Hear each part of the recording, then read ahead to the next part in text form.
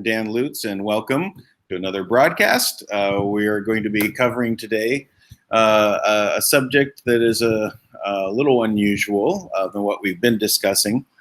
We were going to have someone on that was her. I'll let Tank express, who she was, because he's been speaking with her. But basically, following the Da Vinci Code type of theory, she would be of the bloodline of Christ and Mary Magdalene. So that would have been interesting, but that's not going to happen. But similar on the same topic, I was came upon a video, and I put that link down below. And the name on that video is Baal is Back, Demons in the Deep State. So I was looking at that and kind of saw, well, I understood that this happened, and I'm going to kind of go a little bit into this. So just I'll give a little bit of a snippet of it. So let me share my screen with you, and we'll kind of just see a little snippet of this. Second.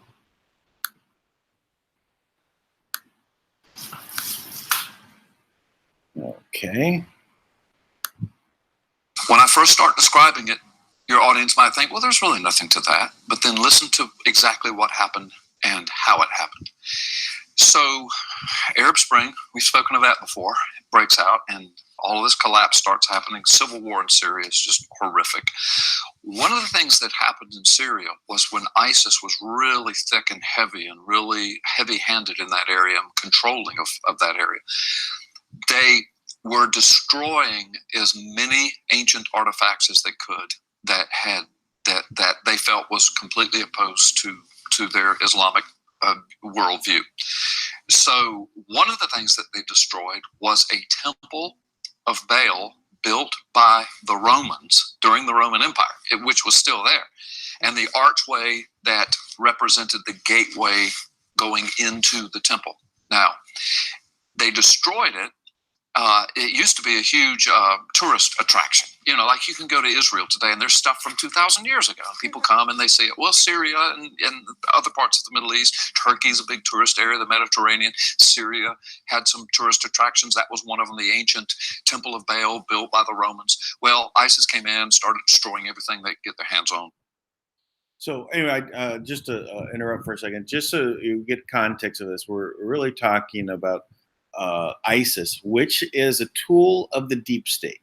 It was created and supported by Obama and Hillary and McCain, and they had a purpose in doing many things. So they went ahead and they were laying the groundwork for a plan. So that's why I stopped it, just to give them some context. Christian, pagan, didn't matter, anything. That was one of the things they destroyed. This was in Palmyra, Syria. Okay. Now, the archway, they left for a while, but then eventually they destroyed that too.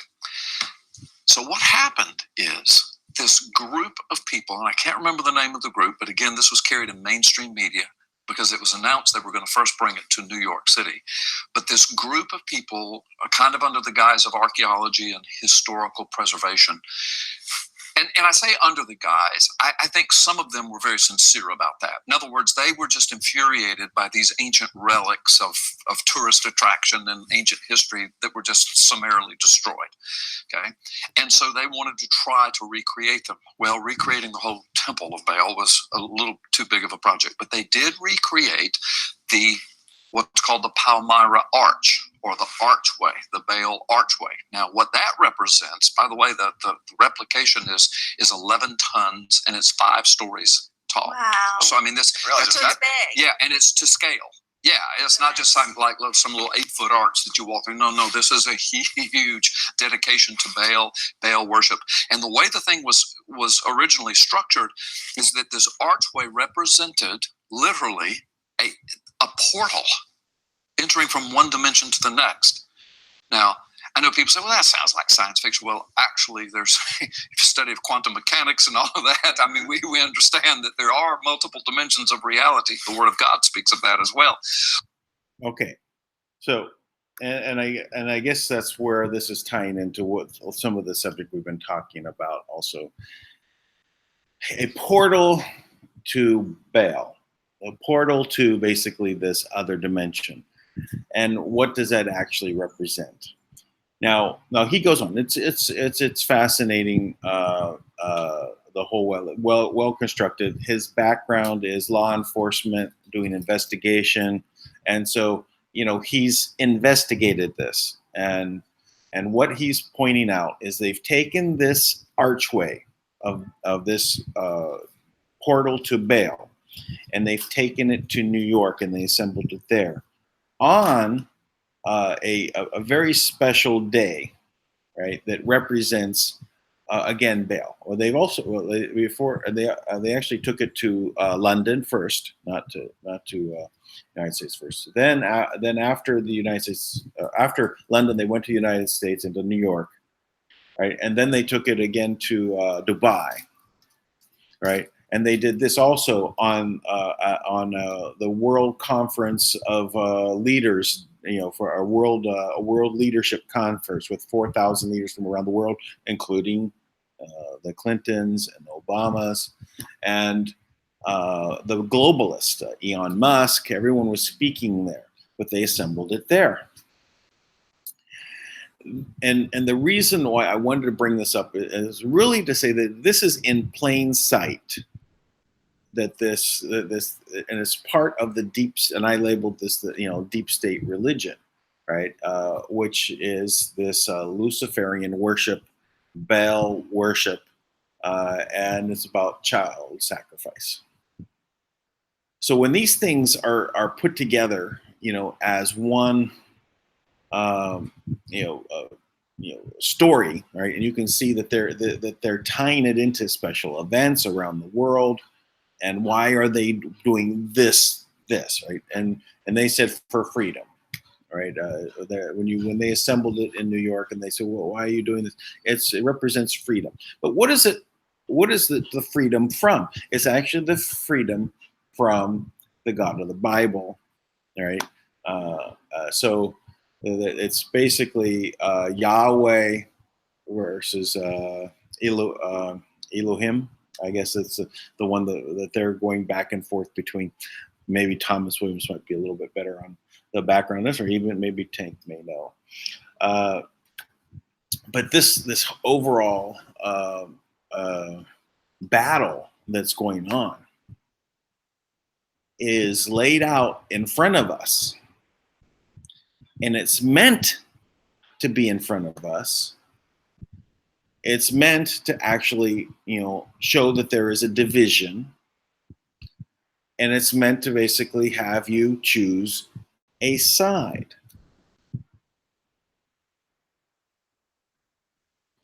So I want to point out that when I named this particular episode is Deep State Religion, DS, versus our manifesting freedom and abundance and our pursuit of happiness.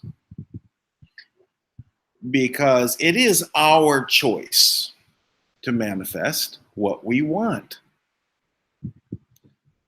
Now, this is what they're presenting is a choice between these two gods with an S, right? Gods. And they're saying, choose a side. I think Edge of Wonder has been calling them the petadonkey side. It's a good one. Cabal and petadonkeys, Luciferian worship and that. Or, the Christian side. Let's put it that way. And if you follow their game plan, which is laid out in the Bible that was written by who? And did they include all of the scriptures? No, they didn't include everything. They left out things, and they tailored it. And they constructed, a storyline. And they also had a deal going on back then for dividing up the world. All right, and this is a scenario that's being played out. It is when we say prophecy and things that are laid out, that these are storylines. But we can choose to basically accept what was put there as a possible scenario and also choose something different. We can choose a reality where we recognize that timeline and the dual choice between this side and that side, which is represented as good versus bad, right? Evil versus good, however you want to basically label that choice is laid out. But as we've mentioned here on the broadcast, that game, I'm sorry, not the game, the movie, where it's about the supercomputer that is taking over all of the nuclear weapons, and they're going to basically is going to destroy the world, right? And it gets it to play tic-tac-toe back and forth to realize that if you know the rules of the game back and forth, the only way to win that game is not to play it. Shall we play a game? So if we just don't play that timeline and we develop our own, wouldn't that be taking responsibility? Isn't that what we're talking about when we talk about sovereignty? We talk about our willingness to do something that is for the betterment of all and bring everybody together. I was speaking with Tank earlier, and we're literally laying out some ideas about how we go forward and make a abundance-based world and not do levels. To how do we come together? And what naturally happens out of in the system that we're used to, right? This pyramid structure of these levels, it's a division. Everybody's divided. It's an infinite number of divisions in that case, because who has one microcent to those that have trillions upon trillions and all the levels in between. We're divided and we're having I basically was representing kind of an idea of how we can have one level in a financial system that was floating like a lake, body of water that's perfectly flat before you get started. And when activity happens, there's a swell and it causes ripples. And another one happens over here, and they sometimes combine together and they sometimes crash together, and one dissipates the other. But in that system, there's just one level, but there's different activities that go on, and so things rise and dissipate, and sometimes things combine together, and sometimes they cancel each other out. So there's another type of system that we can build, one that is really about our abundance and about our overall wellness of everybody. And when we say we were kind of had a little bit of conversation about communism, socialism, and what those ideas are, right? But when you put them in a government structure, it doesn't work.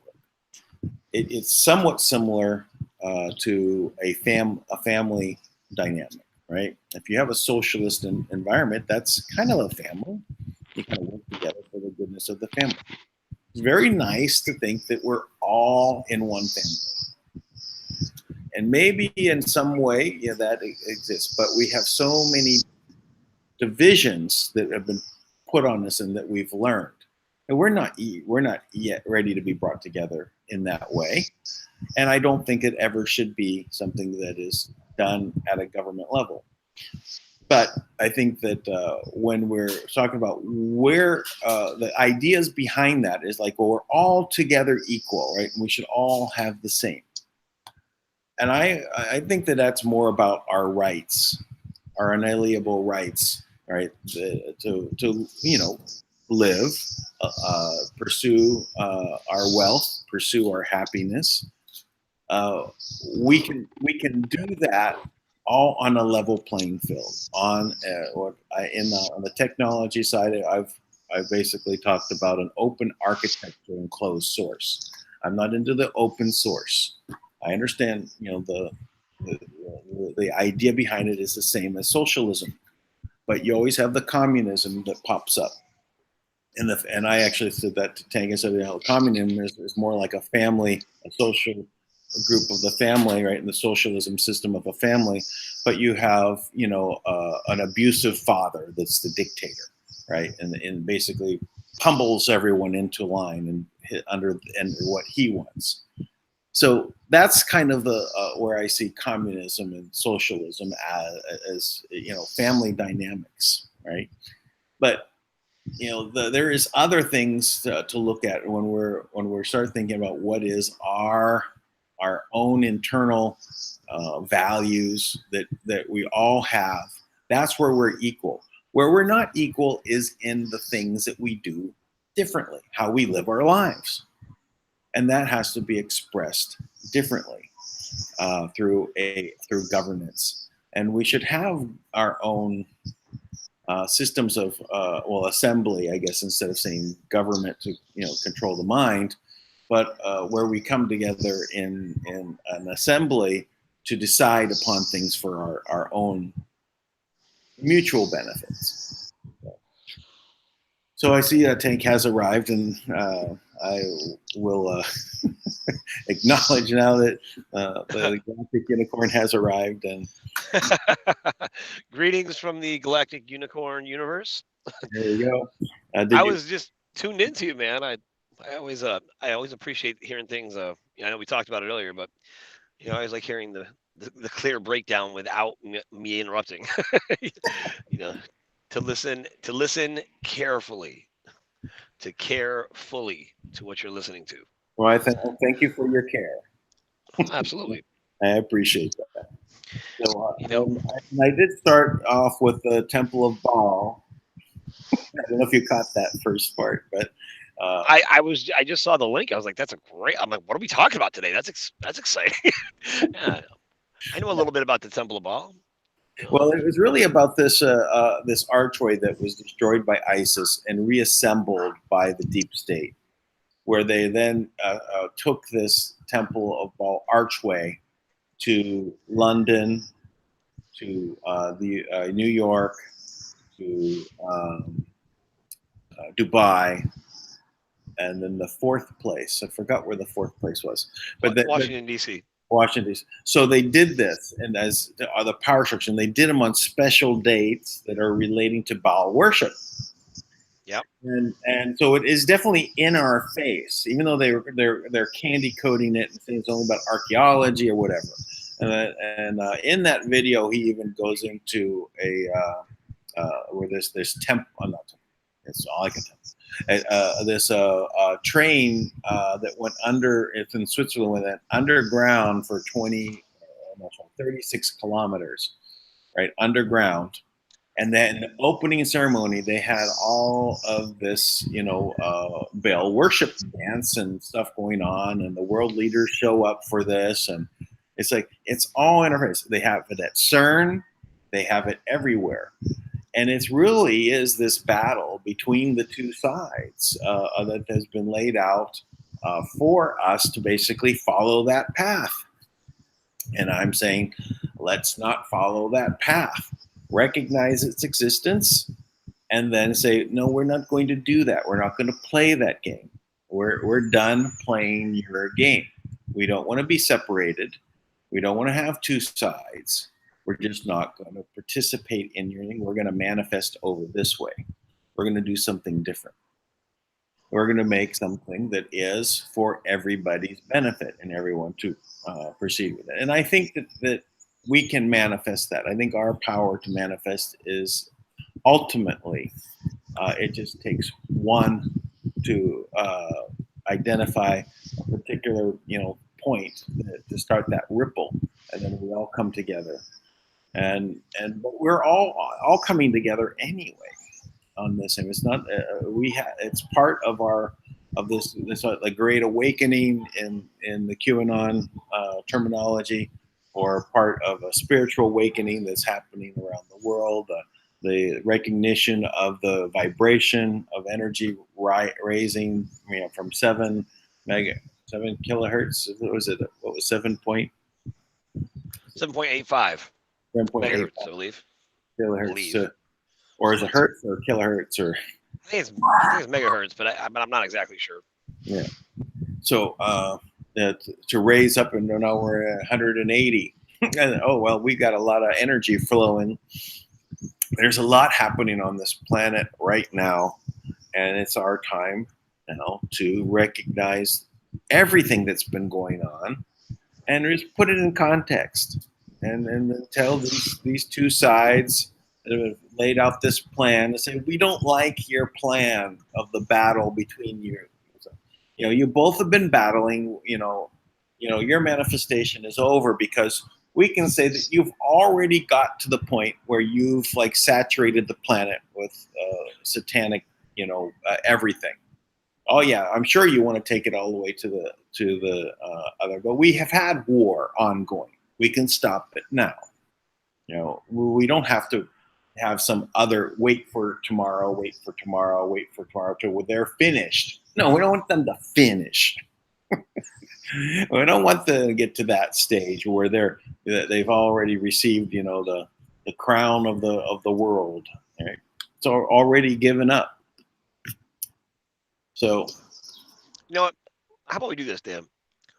Let's jump forward, right? Okay. Let's jump forward to in history, right? Just talk about it just the way it should be. Now, if you were to jump forward, right, and the next step, right, is finally, the liberation of humanity is celebrated on, say, March 30th. Okay, liberation of all mankind is celebrated March 30th universally when the few stepped up, right, and funds for the first time brought in through the people. Now they brought in through people that were in the know about what's going on and people that were already prepared for this, right? Which obviously is a very few number of people, which in and of itself would almost seem to empower, a very, very small number of people. However, because those people had already, been prepared for this, they knew their job, right? Now, the first thing is everyone has to do their job. Everyone had, if your job is to enforce the laws, then you have to enforce the laws, right? If your job is to protect the people, then you got to protect the people. If your job is to make bagels, make the bagels, whatever it is. So the money comes in through the people, and because it comes in through the people's first concern is the other people, right? So that's the first thing. So before any government agency, before any military, before anyone on the planet gets money, before anybody gets money, the people that have prepared projects that will impact, hundreds and thousands and millions of people, each individual project that is multiplied by, let's say 500 projects. So say the very first thing is relief money is sent out to 500 projects. Now you have 500 individuals who are now employing, say 5 people each, right? So you immediately increase the number of real jobs and people working towards their sole purpose on this planet. And all those people are working. Now, while they're working, then the next stage of the development comes in where the government is assessed according to what the government is supposed to be under real contracts, and real people, are making decisions about how the funds are allocated. There's no longer an elite class of so-called people that exist above the rest of us, who have had, been part of, who have all of this extensive experience in the banking industry and extensive political experience anybody with that much experience who has contributed to a world where every single bank on the planet is insolvent. They cannot pay back their debts. Their only job is to hold your money and find ways to make money with it. And they cannot pay back any debt they have. Can't do it. And they can't even hold our money because they're constantly getting, have things that they're just giving money away to the elite, right? So you want to fire them? Well, I do think that we should fire them. Yes, at the top level. You'll notice today that the CEO.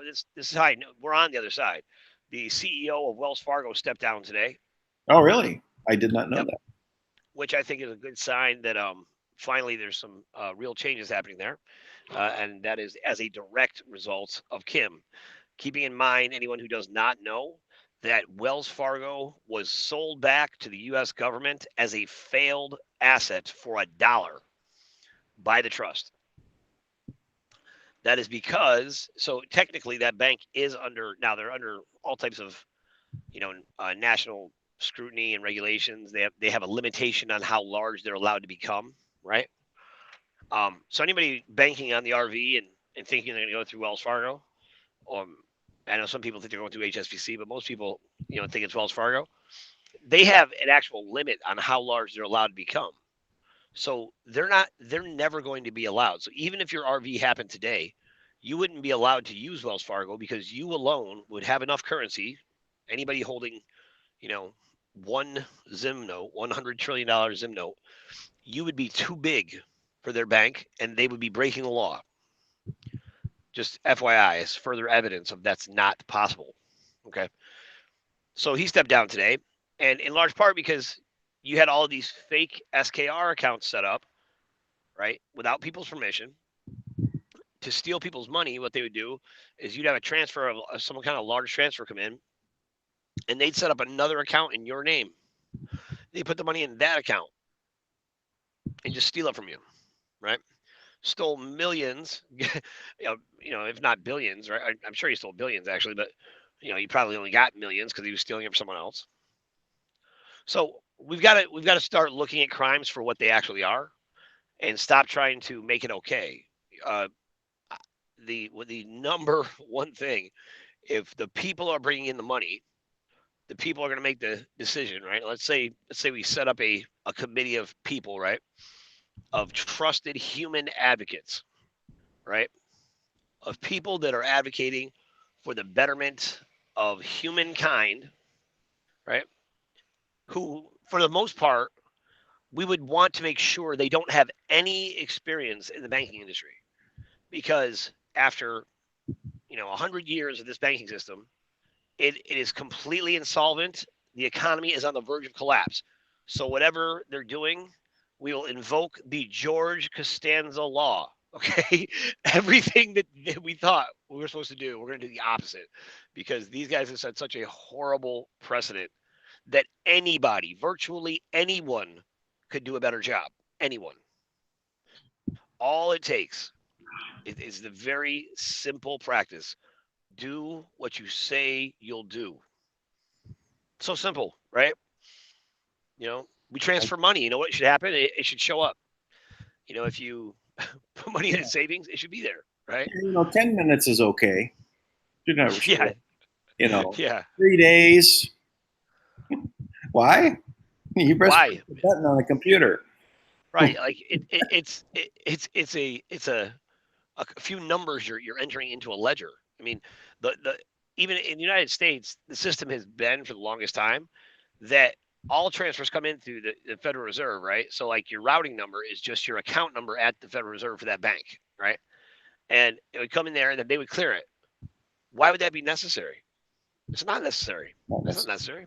I mean, it can go directly to the bank. So yeah, well, there's a lot of things about the banking industry that are not necessary anymore because of technology.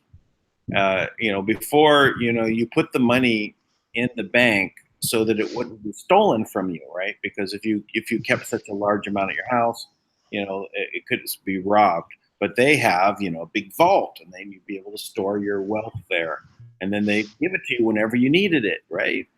But no, that's not the case anymore. They've destroyed that. But in the reality is with technology, there's no reason, in the case of blockchain or any kind of electronic form, there's an in between that is holding it, like on your phone, right? It's stored on your phone. You can have a fingerprint for that. You can do all sorts of things for protecting that asset on your phone.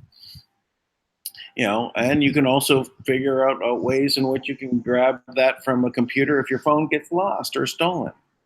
All of these things are now there, but none of them require a bank nor a place to a centralized place for doing a settlement. The settlements were done to basically balance out all of the loans and the debt repayment. So we don't need to do that. We just need to transfer from this wallet to that wallet. So now, in cooperation with the trust, right, we have this new People's Committee, right? And the People's Committee says, look, you know what? We need a fresh start. So all the debt for all the banks is wiped out. It's all wiped out. You know what? That means all the mortgages are wiped out. All these debt mechanisms, they're all made clean. Right? That's the first thing. And debt, we can erase debt. We'll just take that off the table because we're not going to lend money anymore. What we're going to do is going to grant money, right? So we'll grant money, but the expectation is that the money is put to use, right? And if not, then if the money is just sitting in an account, the bank is allowed to put it to use, right? They have to make smart investments, and the person who holds the account, they get the return on the investment, right? And the bank can take a portion of that return as well, right? That's basically how interest and savings accounts are supposed to work anyways, right? So again, not that it's a massive change and it thunders this, everything through the world. All of a sudden people can go to the bank and instead of being like, you don't have a good credit score, we're going to do away with credit scores altogether. Somebody putting a credit score on how well you pay your debt, in other words, how well you stay a slave to their system, will no longer be a criteria on whether or not you can get a loan, right? What will be is the quality and the impact of your idea. If you have a business that's going to employ 20 people, there's a value for that. If you have a business that's going to employ 20 people, but it's going to build homes for 300 people, that's even more valuable, right? These are things that should be, not only should the bank do more to make sure that person is successful, that the bank should actually include a group in every single bank that their sole purpose is to make sure their investment is successful. This way, every time a bank makes an investment in people, right, they will get paid based on the success of the person they granted money to. So now we're looking for you to be successful, and we're going to pay you based on you being successful, but we're going to give you every opportunity to be successful. We're going to provide you with, if you don't know how to run an office, we'll give you office training. If you don't know, if you don't have the resources to set up an office, we'll set up office space for you. If you don't have any of these basic things, right? All based on the integrity of your idea. And even if we know your idea is going to fail, we will give you the room to fail. Because failure is part of the learning process, and every time someone doesn't achieve their end goal doesn't mean they should be crushed for the rest of their life. Well, we should have room to fail. Yeah, it's a business as usual with banks. You bring in your business plan, right? There's a formula to follow. You assemble that business plan, and then as soon as you start doing your plan, you basically are off plan because things happen not like you planned, and you have to deal with them moment by moment. And so literally plans are only good to give you a general direction where you're headed, right? Absolutely. And so but along the way, you may, if you're building a building, you may have thought you needed 3 contractors, or that one handles this one. You end up with 22. right? You don't know, and you don't know you may have thought you're going to build it out of concrete and steel, and you end up doing wood and plasterboard. So these things are all happen because when you actually are engaged in the creation of something, it's dynamic. It's dynamic. That's right. So now we have, in addition to the grant, the new. Now we have human development uh, locations instead of banks altogether, right? Human support, human advocacy, developments, whatever, Right. stations. There has to be a purpose for the repurposing of banks, Right. right? So now, Yeah. go ahead. I would say that I would say that the idea that we have of a bank in our head, right? If we were what's represented to us, it's not the reality of what we think banks are. If you ask people what are they for, well, you go there, and they'll lend you money to do your business, and banks don't do that. No, But they don't. that's what they should do. That is exactly what they should do. A bank should be the most friendly place on the planet because they are basically run by a bunch of reformed criminals. So who some of the best workers are is people who have been to jail and want to do right because they don't want to get in trouble again because they know going to prison is the worst, right? Nobody wants that. So, you know what? Sometimes those guys are great people to employ because they're trying their best to do right. So our banks, you know what? We can we'll just have to re-educate them all on the way they do business. I went to the bank after Wells Fargo stole $8,324,000 in a direct bank transfer that I had. They went in with the transfer number to confirm that it had gone through, that it had been received by the bank, and went in and talked to that bank. And I remember the one saying, "Well, oh, they'll never let that come into your account." And I'm like, "Why?" They're like, "Well, we're regular people." And she just kept working. She was a nice lady, right? And I thought to myself, "No, why is that the mentality? Right. You think that we shouldn't be allowed to have money? Why is that the case? That shouldn't be the case. But We that's should the not be reality, blocked. right? That is the reality. This is the Not thing this that. reality. That's the old reality." Oh yeah, yeah, right. But that was the reality that they knew and what they're dealing with, right? And that's their culture, right? That's that they've been dealing with all the people that working in the bank. For them to say, well, they'll never let that go into your account. Well, in what way? Where's that rule book? Yeah, Right. Wait, that's my money. yeah, You know, that was cleared by the highest authority on the planet. It had Homeland Security clearance. It was cleared by the U.S. Treasury, by the Bank of International Settlements, by Homeland Security, by every intelligence agency in the world. How on earth could you stop it from coming in my account? Should be the question. right. It, so, so not only when people receive grants will they receive their award for the grant, but as they expand. So, say they want to go into another city. Now, when they go to another city, the only thing is they don't get to own that business outright in that city. They have to make sure that the people of that city own the business. So you can expand your idea, right? But if you're already making $2 million a year, you don't need to make from that standpoint. Like people can make money and be well off. Nothing wrong with that. But we can't do it at the expense of gouging someone else when we're not doing anything for it, right? So we expand, we make sure ownership gets transferred to every city. So every city now is filled with people that actually own the business, right? Because you could go through your city, like I'm in New York, and you go through New York right now, I can guarantee you I won't meet an owner all day long. I could go to 100 different retail locations. I bet I don't meet a single, maybe a few, maybe 10% of the people actually own their business. Right. Most of the people are working for someone who they don't even know where he is or who he is or what he's doing or she's doing, right? They're somewhere else.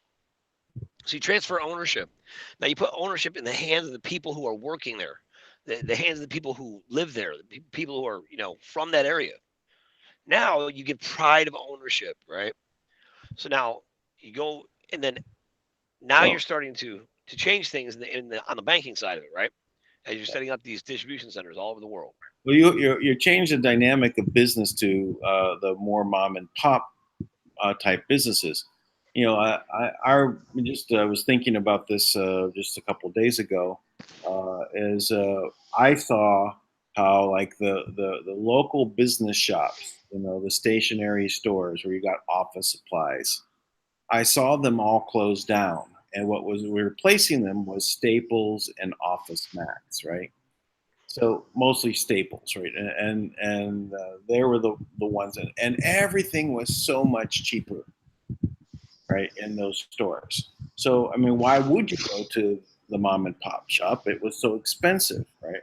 I mean, you want to say, I mean, and it's dramatically different. I mean, you're talking even like 2 to 3 times more expensive. And so why would you do it? Well, what happened was after all those mom and pop shops got done, these conglomerates then raised all the prices up way higher than the mom and pop shops had them, which then stifles businesses everywhere from growing. Yep. Which I actually think was part of the plan. Right.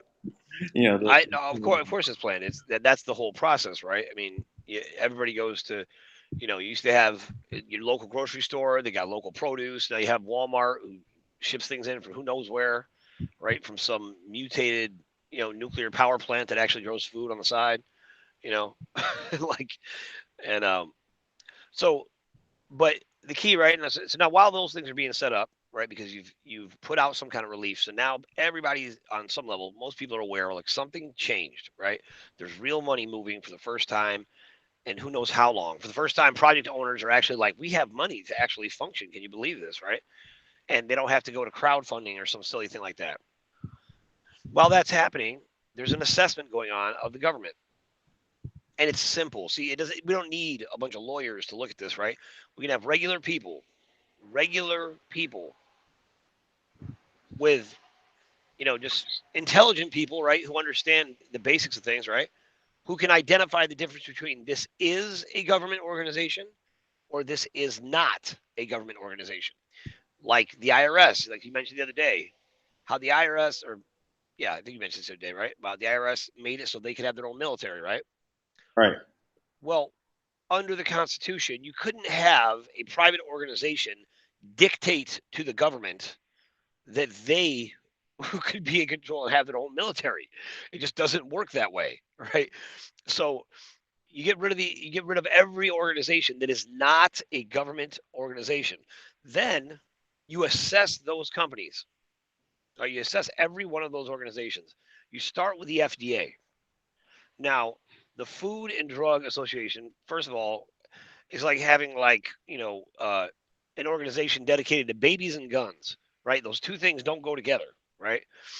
So you go to the Food and Drug Association and you take every questionable policy they have, and you have regular people, right? Regular people hire real scientists and say, why on earth would this waste that's being emitted from industrial plants be turned around and put into our water? What is the benefit?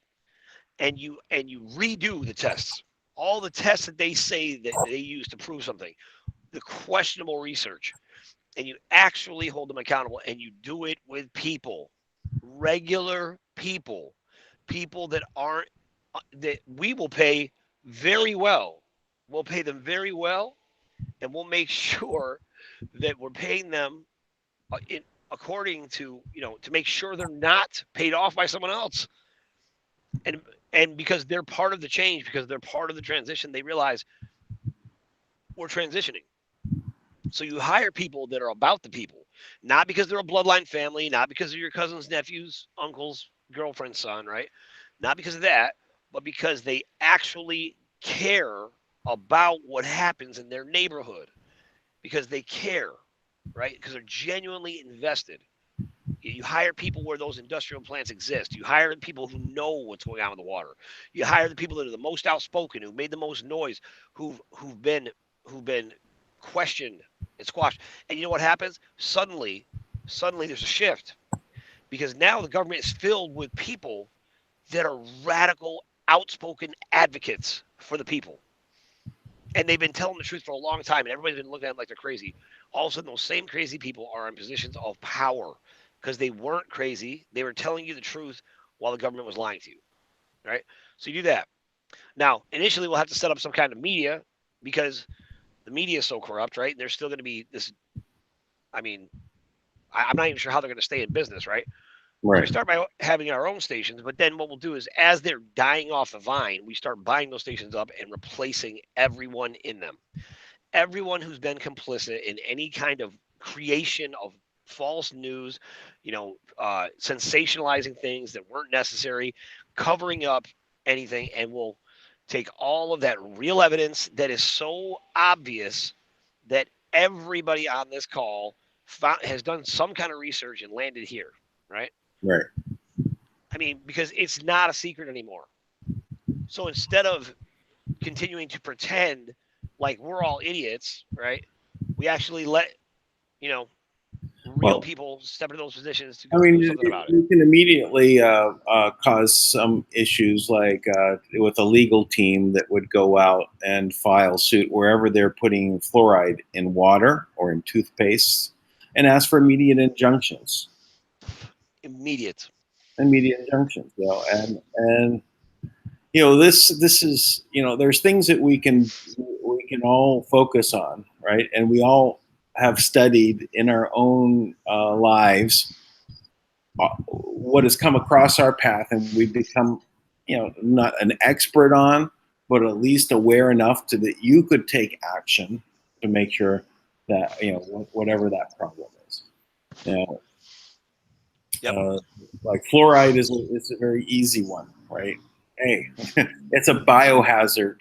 You have to wear biohazard suits when it's being manufactured as a byproduct or as a poison, and do all these standards. Well, why do the standards go out the window once they send it and ship it to the toothpaste factory? Why is it still, not a biohazard and treated in a way? Why can they then dump it in the water supply? It makes no sense. Makes no sense. Not unless you're trying to kill the people. Yeah. So the first thing is, right, the People's Committee, right, the People's Organization, right, that's now running, there's now dictating just the payment, just deciding who gets paid from the government and what is a government organization and what is not, right?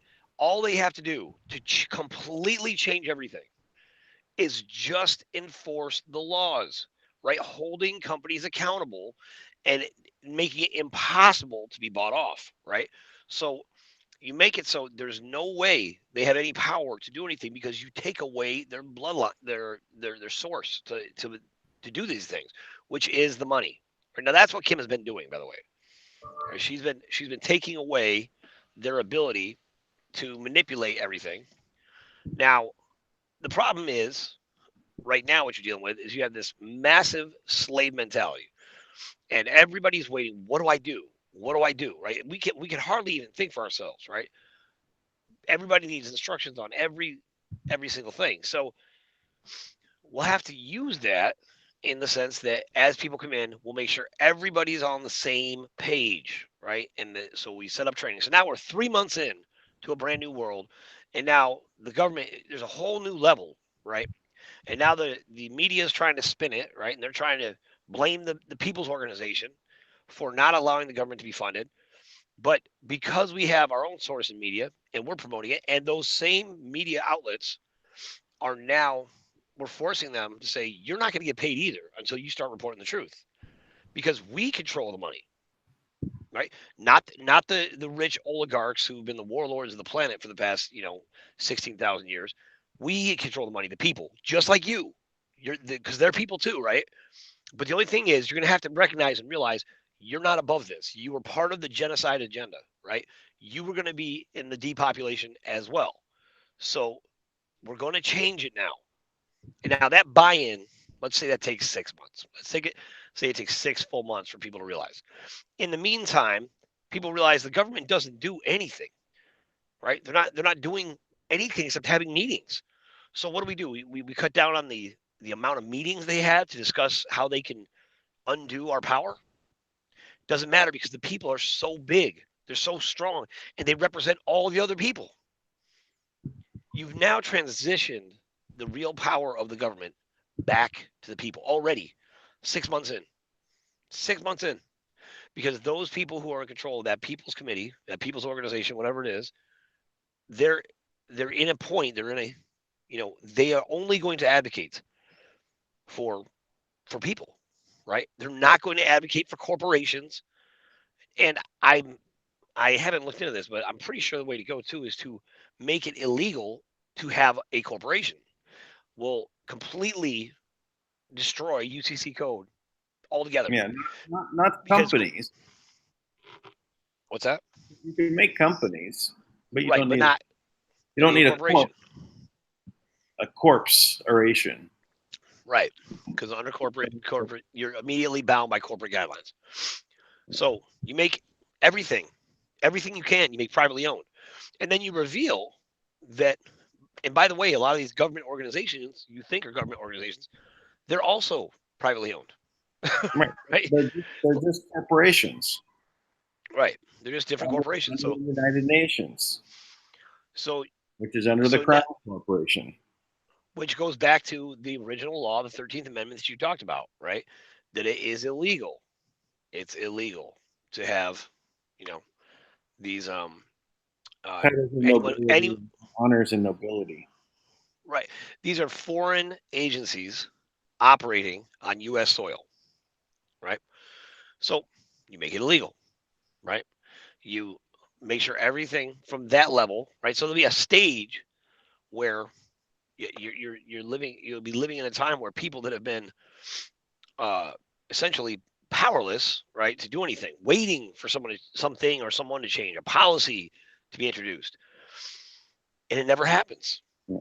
Well, It never happens. I do hear what you're saying to make it illegal and that, but I'm more of and think that if you proceed with just creating the other system and don't try to attack that system in the way that where you make it illegal, but in essence just focus on doing everything over here, it will just naturally shrink until it's gone, or they adapt and they also change and they do something different, like those banks performing another task, and those people do something differently. Yeah. Okay, that's fair. The people have spoken. All in favor will pass that, and we'll move forward. But if we're going to do that, I want forensic accountants to go into every single corporation and take them apart and show where their money's going. Now, how are you able to do this with just a few people in charge? How do you maintain the integrity? How do you get people to believe in that? How do you get people to believe that those people, right, that are working for the people are not corrupt? You make everything transparent. Yeah. And I mean, I don't mean transparent like, oh yeah, you can order records somewhere. I'm talking about you literally post every single transaction, every move we make, you post it online and any kid can go and check it out. So you can never question because we put it all out there. So now you take away their number one weapon of secrecy, right? Everybody's trying to do something secretly. Everything's out in the open, right? So now you're hiding in plain sight, right? It's like, hey, we're right here. This is exactly what we're doing. So we're And then, talking. So now here's a there's I've always been in up for privacy, right? Which could be in a secrecy, but when you're talking about personal privacy on whether I bought any gum down at the 7-Eleven, I don't think anyone needs to know. But it's okay to know that a piece of gum was purchased, but not by who. that's right. Nobody's, and I'll even make it less than that, because once grant money goes out, the grantor cannot tell you what to do with it, right? So that's why winning grants has been so difficult. But we're making the grants available, and we're going to put that money out, so no one needs to know. And this is why you set up trust, by the way, and you don't disclose who is the owner of the trust, right? So you have, you know, like Delbert's Mining Oregon, right? Or some other random trust name, right? That you have. And you know that money went to a trust in Oregon that is conducting a project. You can even put in there what the project is, right? So people know what the money is being spent on. And you post public displays showing people here's the progress they made, here's what happened, here's a video proof of what they're doing out there, and it's good work. And you know what? They don't have to be perfect. They don't have to nickel and dime every little thing and try to get everything just right. They go out and they do their business. And you know what? And they're not always going to do. They're going to spend too much on an office party. That's okay because that is not a big deal. Excess is not our problem. Excess is not our problem. What it is we're starving. We're starving, and instead of eating what is, because it feels like there's not enough. So what we do is we put anything we can into our bodies. I mean, just figuratively speaking, right? I mean, physically, literally, we do this, but we put anything we can into our bodies, and our body is craving nutrients, and it can't get them. So we're putting poison in our body instead, right? We're starving, so we eat poison instead. Now that's the way it is with the media because we're starving for the truth. We consume the media. We're starving for love, so we consume, porn. You know, we're constantly in a state of starvation because we need certain things, and what we need is nutrients. And nutrients in this case are the essential building blocks of everything. Now we have to make sure people have those essential building blocks for everything. And when that returns, you can't expect people to possibly focus on their job in a state of fear and worry that they can't pay their bills, they're not making enough money, they have to get another job, they're going to lose this job because they're not making their numbers. Then the population is further diminished because people can't even buy anything right now. It is going on everywhere. People are getting paid less and prices are going up at the same time. That has to change immediately. So you immediately have to reassess all those types of things, right? But the first thing to save everybody money is we're going to take away all of the positions that exist that don't really serve the people, all of the organizations, all the private organizations, and we will work with those organizations to repurpose them into something that is valuable. But everybody in the top 2, 3, 4 layers, whatever it takes, all of them have to be eliminated, all of them, because they have established a long history of being loyal to something that is not in line with their job. Now you repurpose that organization and you make it something that's actually valuable to people. Like, for example, the FBI. Maybe they could actually protect people instead of just doing investigations for 2 years on something that's not even a crime. Mm-hmm. Right? We're not going to do investigations into, what was the biggest toy crave, Cabbage Patch Dolls or Howdy Doody. We're not going to do that either, right? We're not going to waste any more time with things that don't matter. These are things that can be easily handled. And you know what? We don't need to bring personal issues out and domestic issues out and make them um, publicly consumed so that someone can take someone's worst moment in their life, right, or some bad decision they made, and assess their entire character, their entire life based on that one event. It's ridiculous. Right. so we've got to do that. We've got to put the power back in people's hands, and people have got to be able to decide what our government does, because that's what the Constitution says. The government draws its power from the governed. Now that's going to take and so we have to get rid of the poison so that people are not dumbed down in this malaise. And this was predicted years ago. I forget who this guy is. He talked about how there's a time coming when pharmaceuticals will be introduced that will literally have people willingly walk to their death, and they'll enjoy it and they won't feel a thing. That's what's happening right now. It's a combination of, pharmaceuticals in our water and our food and, poisons, and then combining that with the media. So before we can expect to grow in any way, we have to allow the natural balance of the planet to recover. We have to allow things to rejuvenate. And if we don't do that, if we don't do that. We don't, and that starts with, you talk about the planet and the food, but that's talking about the human spirit. The origin of this creation is you, right? Now, if that origin exists in all of us, and that's the origin of everything. The thing that makes your heart beat. I knew this doctor. He was brilliant. He was brilliant. At 96 years old, he was 97 years old. He actually did a procedure on me. He was an ENT, and he did a procedure on me, right? And at 97 years old, his job kept him alive because he had purpose. Purpose drove him. At 97 years old, he was still able to conduct a very delicate procedure in my ear, no less, right? And help me out with something. Now, he would tell me that when they would dissect people, right, and they would go through the body and examine it thoroughly, he said he never saw what it was that caused the heart to beat.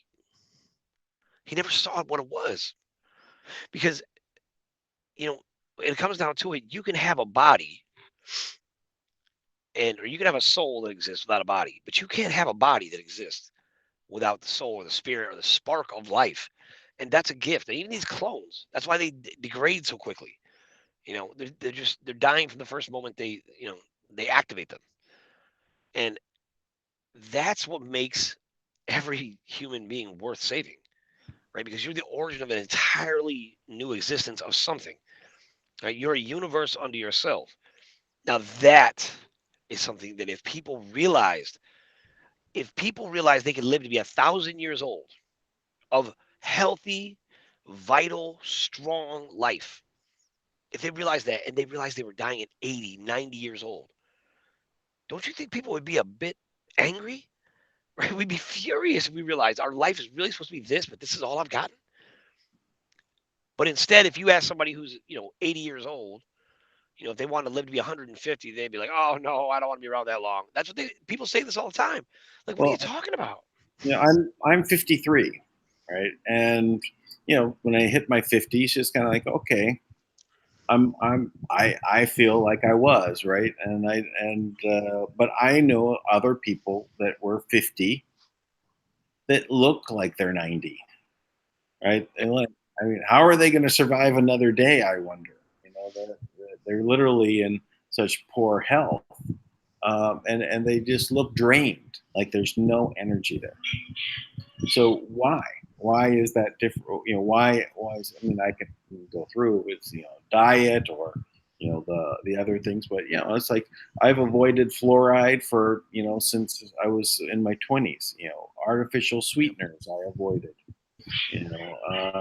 So I'd rather have sugar, right? Yeah, But, me too. but just those couple things right there, I think actually have done a very have affected me in a very positive way. Well, So, yeah, and you can tell that you're talking about consuming things that are of a higher frequency, right? I mean, this if you looked at all the food you eat, every action you take as life or death. So like this one is living, this one is dying, right?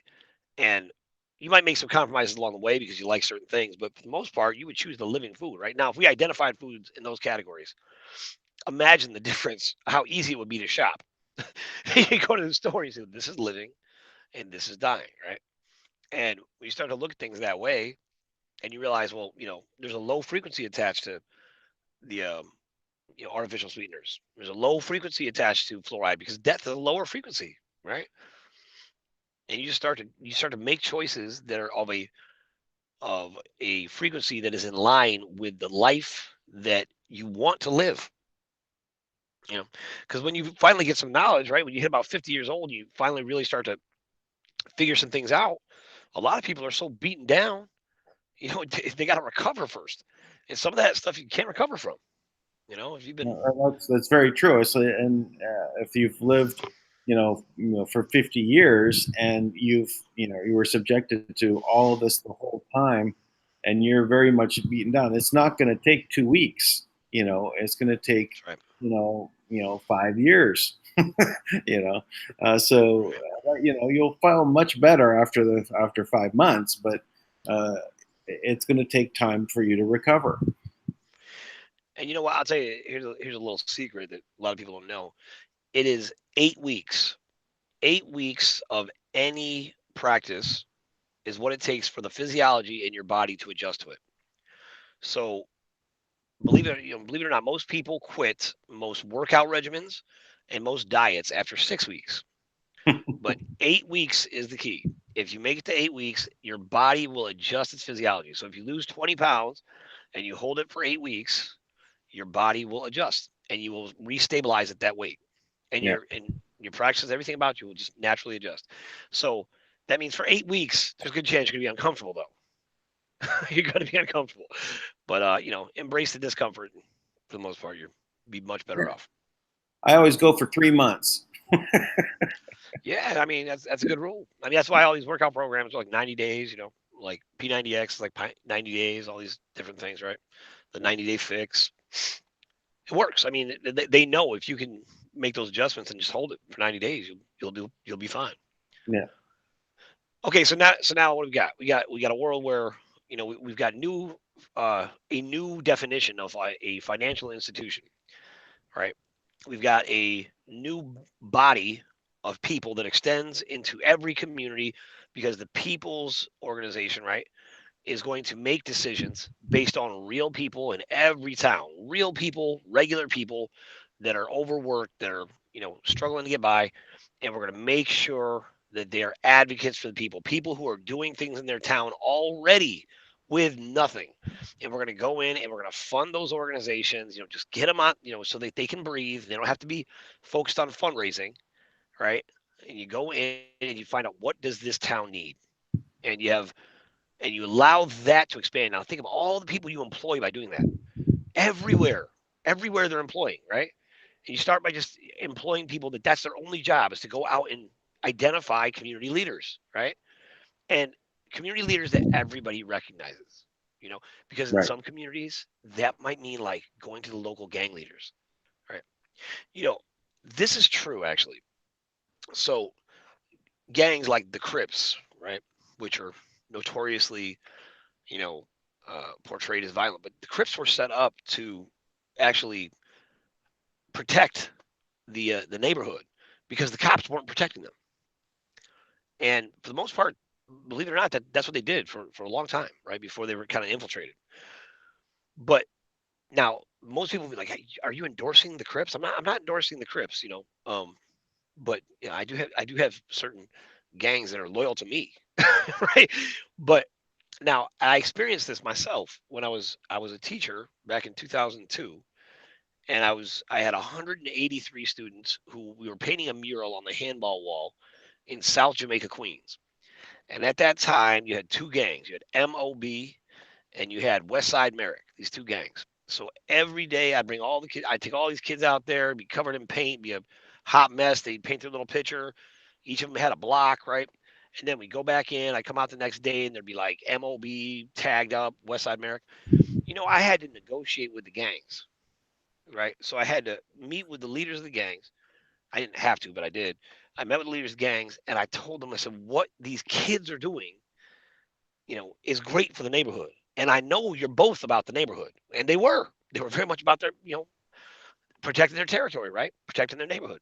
So they stopped. And to this day you can go into any store in that town and those kids got that mural put up on like the cover of the the local newspaper in Queens. And it was on, so every store hung that up. And I just watched how the whole community changed over something so small. You know, Before that, I mean, it was so new to me. I was from upstate New So York. do you offer them art classes so they make better paintings, better I murals? didn't offer them. I didn't offer them. You know what I did? I tapped into the most. Now I'll tell you, that first year I was in New York, I was within 100 feet, less than 100 feet, twice. I was within 50 feet of two murders, of two people being shot, and within 100 feet of a third. That's how rough the neighborhood was, and it was right there across the street from the store. It was just normal. Um, I was actually across the street when Jam Master Jay got shot. Anybody who's a hip hop fan will know what that means. But, anyways, um, my point is that these guys, when I talked to them about the kids, they were like, "Yeah, we got to protect the kids." They got it. They got it. And so I'm saying now these are people that what most people consider the dregs of society, right? These guys are violent, and all these different, they this school was so the families were so busted. They were so busted up. I had a kid come in one time with um with a knife because he was getting bullied, and he showed it to me. He told me how he was going to kill the bully. I had another kid who was terrible. He was like 16 years old in the 6th grade, and his father came in to fight me. And then he saw me, and I think he didn't expect me to be so big. But point is, you know, this is what happens when you stress out an area, you stress out a neighborhood, you put chemtrails, and you don't give them access to good. There's no health food stores in the whole area, none. That was just normal. It was just normal practice. The only options they had were unhealthy ones, right? So we gotta find ways to talk to those people because they're still people. They're regular people. They're regular people. They're no different than you. They want a safe neighborhood. They want their kids to be safe, right? They want a nice home. They want to feel like what they did had purpose. Yep. Yeah. We got to tap into that. So all right. So now we got these institutions going up all over. We got the people in charge that are now dictating terms to the government.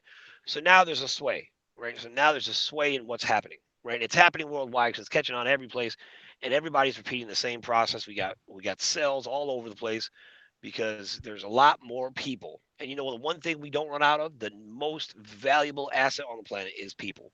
We got people everywhere, and everybody wants to be part of this change. Now, this becomes the best way to employ people, right? Because Yeah. not only can you get employed, you can start your own business in your town and you own it and you have no debt when you start your business. So now you're producing things everywhere. Everybody's learning new techniques, new tools, new technologies. You start to introduce things that have been hidden from people. You get people, I have a gentleman who called me today, and he has great technology. I can't even reference it, but really impressive technology, world changing technology. And he has to get dialysis 3 times a week, right? Now I have another gentleman who we're going to fund he's got great technology. Now his technology will actually take the organs from anyone. Could take the organs out of anyone's, say someone passes away and you take the organs, can take the organs. He has a technique that washes away all of the DNA of the previous owner of that organ. So now it's just plasma. Now they could take that and they could put it into anyone who needs an organ transplant anywhere on the planet, regardless of their blood type or any other things that need to be criteria that need to be met. They can reinfuse it with that person's actual stem cells, and that will go back into the body, replace the failing organ, put a brand new organ, and it won't even have scar tissue because the stem cells will literally repair it like it's fresh, right?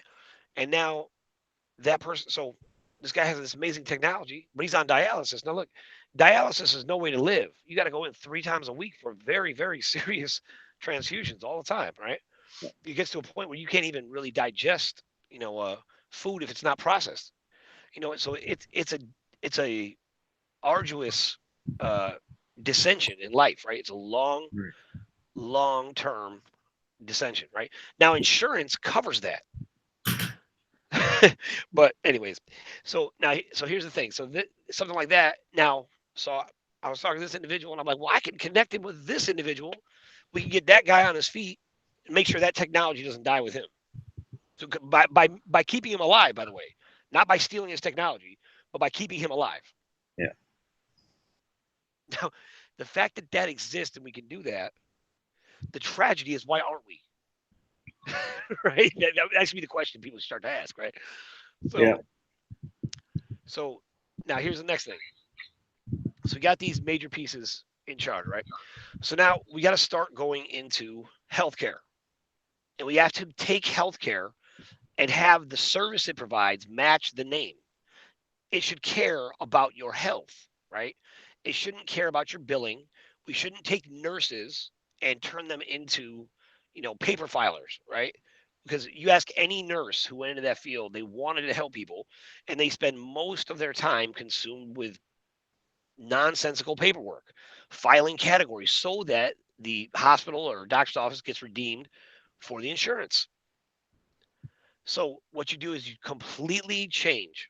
You make either a brand new health insurance company or you take over one, and you completely redefine what is realistic medical practice by utilizing and utilizing technologies, research, things that people that are not experimental but have not gone through FDA approval, because the FDA is not a government organization and no insurance company should be forced to be in line with the FDA. By being in line with the FDA, they're in line with the long, slow death program that Right. was created by the AMA, the American Medical Association. So you immediately nullify that. And you nullify anything through, because now we're controlling, our own media outlet. So we completely expose So the American Medical. let, Go let ahead. me let me paint a picture. Yeah, Uh, please do. so let's say the doctor, instead of getting paid by insurance, gets paid. Well, it could still be the insurance company, but just handled a different way, in which the more people that are his patients, the more patients he has, the more he earns, and the longer they are healthy, the more he makes. And as soon as there's an ailment, then his pay goes down. So if they're not well, he makes less.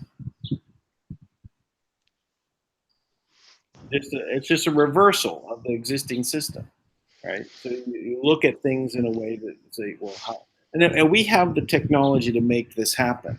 This is not something that is impossible. This is just accounting. It's just we're counting it differently. So we can create a system such as that where each doctor is basically his own HMO. He's maintaining your health, and as long as they're in good health, he gets paid.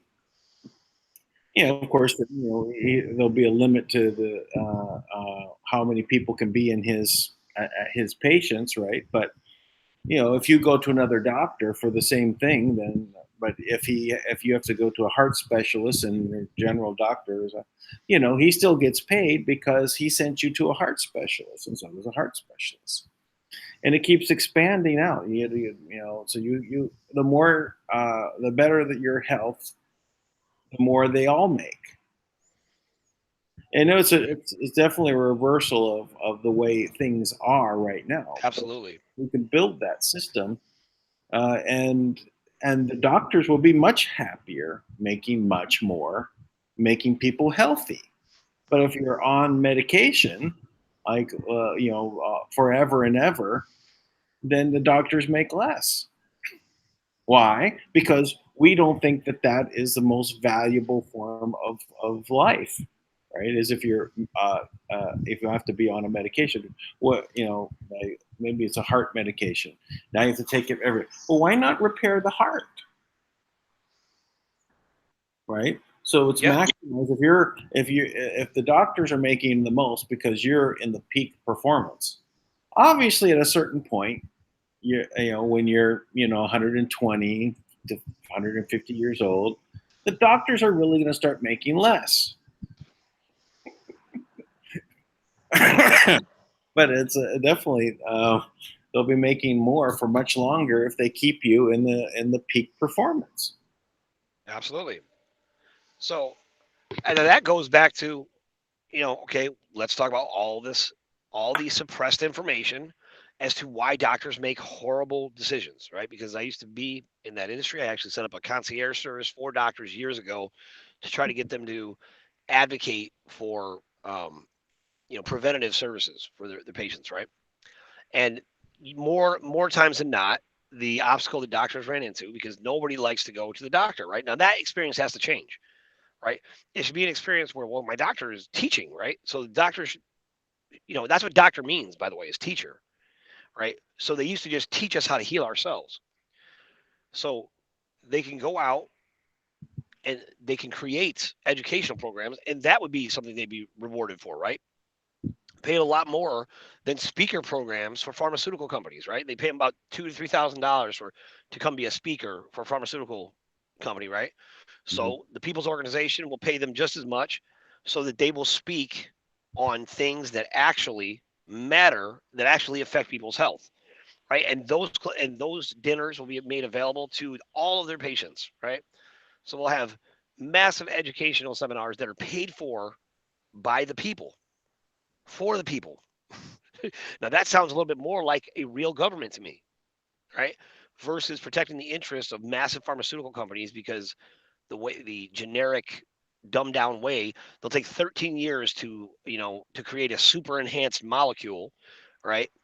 And the same company will make two different products. They'll sell the other one to compete with themselves, right? So they'll make money off that. Then they'll spend 2 years developing the sales pitch on how they're going to go out and market it, right? And in that, they selectively leave out certain information, right? And they reinforce other information, and they try to build a value behind it, right?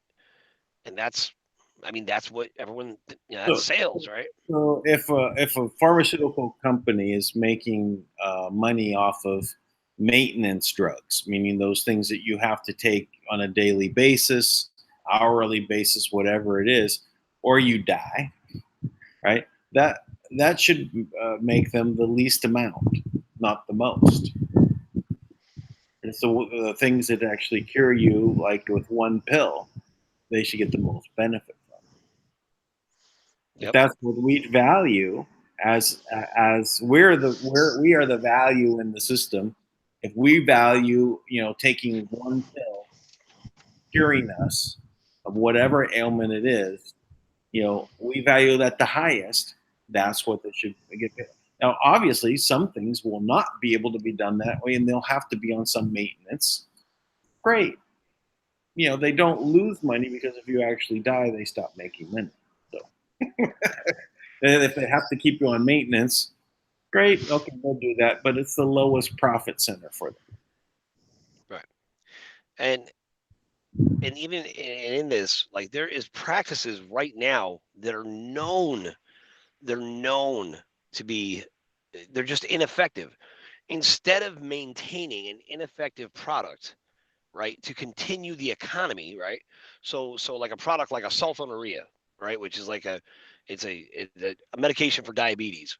And essentially what it does is it puts the insulin on just a steady stream, right? So one of the biggest problems with it is you have major hypoglycemic events, right, where people's blood Sure. sugar drops so low, right, they die. That happens all the time. So that's the danger of sulfonylureas, right? But doctors still will go to a sulfonylurea because it's generic and it's cheap. And in their opinion, it's the safe option, but it's not the safe option. There's definitely better treatments already. Not to mention we can cure diabetes, okay? Because that's Well, ridiculous. if the doctor stopped getting paid when the patient died, they would want to keep them alive, right? So that they know that one wasn't the best option. Because hey, every time I subscribe that, they die off more quickly. I make less money. Right. So that's why we have to have the biggest, the most important entity, the most important role every human being is going to have to embrace is to be a teacher. We have to teach better techniques and better tools. And that means we have to take responsibility for getting educated, which means we have to create the opportunity and the time for them to do that. So we have to create rewards for every company to make sure that their employees actually get educated on alternative ways to care for their body, on the real history, on all these different things. You make this a benefit, right? So you're actually paying the companies, right? So they can educate their employees. And then these are all things that you can implement, right, as a part of a standard workday. You can make diet and exercise a standard part of everyone's workday, right? And pay them to work out, like you're always talking about, right? You There was pay them a to do it. there's a doctor that I met with. he was one of these brilliant young kids. He became a heart surgeon at age 16, in India, right? So I mean, super intellect, and he developed or was developing. I don't know where it stands now, but a system of because everything is pretty much, if you have this, these are your options. If you're in this age group, these are more your options. If you're at this age, it's all decision trees, right?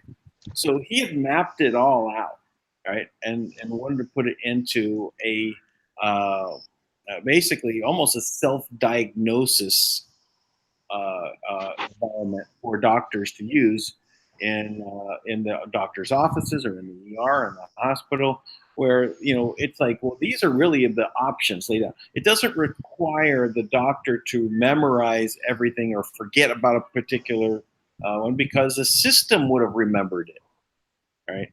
And so that kind of a system is a very powerful tool, right? And so those things would be great to have. But his problem in getting it out there was, the development of it. The actual technology, programming of that was, required amount of money and so on to get this done. But it was a great idea. Well, it is and it isn't, right? It's a great idea that he identified something, but what he identified is a problem. Because I can tell you right now, I could literally fake being an internal medicine doctor for the rest of my life and set up a practice because I know exactly what they do, right? What you said is exactly true. There is options. You go by the options, right? You utilize those options. You say, oh, you have this condition, your blood pressure is in this range. That means that you're a candidate for X, Y, and Z drug. Yeah, You exactly. you apply the drug. So if you want to go into medicine, you should really go into insurance because insurance is dictating what medicine you're allowed to have, Mm-hmm. right? Now that shouldn't be the case, and we should be going back to where people are innately diagnostic. Now this is just true, right? And anybody on the call listen knows what I'm talking about, where you have the innate sense of what's wrong with someone, and you'd be amazed you can identify it even before they get the unnecessary diagnostic tools and tests that they take. You know, they even with things like like cancer. Cancer breaks up in your body all the time. Everybody has a little bit of cancer in them, and your body naturally has its own version of chemotherapy that'll break it up most of the time. But instead, they'll go in, they'll diagnose somebody with a lump in their breast and say it's cancer, and they're talking about early diagnosis. Well, okay, but what are we being fed that's causing that? First of all, but secondly, in a lot of cases, this stuff will just break up. It'll just break. It'll naturally take care of itself if we're doing the right things. Now, the right things is the problem.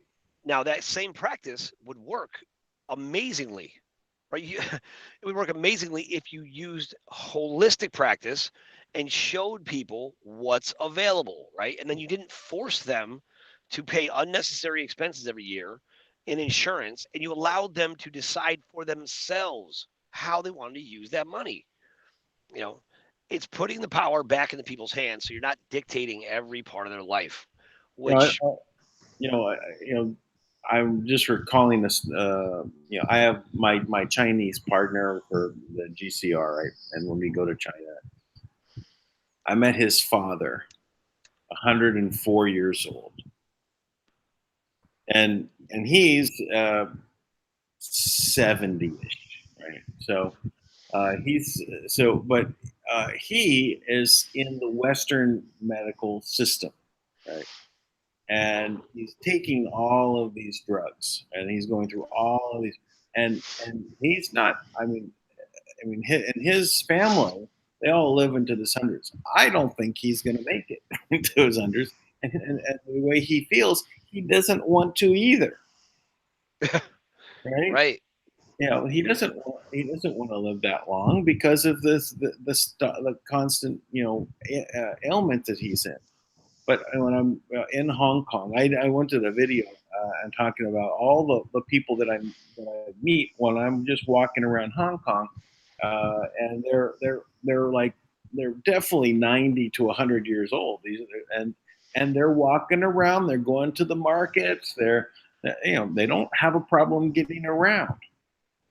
But why? It's their diet, right? They're eating a lot of seafood, vegetables, right? And they're really not eating fast foods. It's they have their fast foods are like a noodle soup. Everywhere, every block has 5 places you can get noodle soup. But Yep.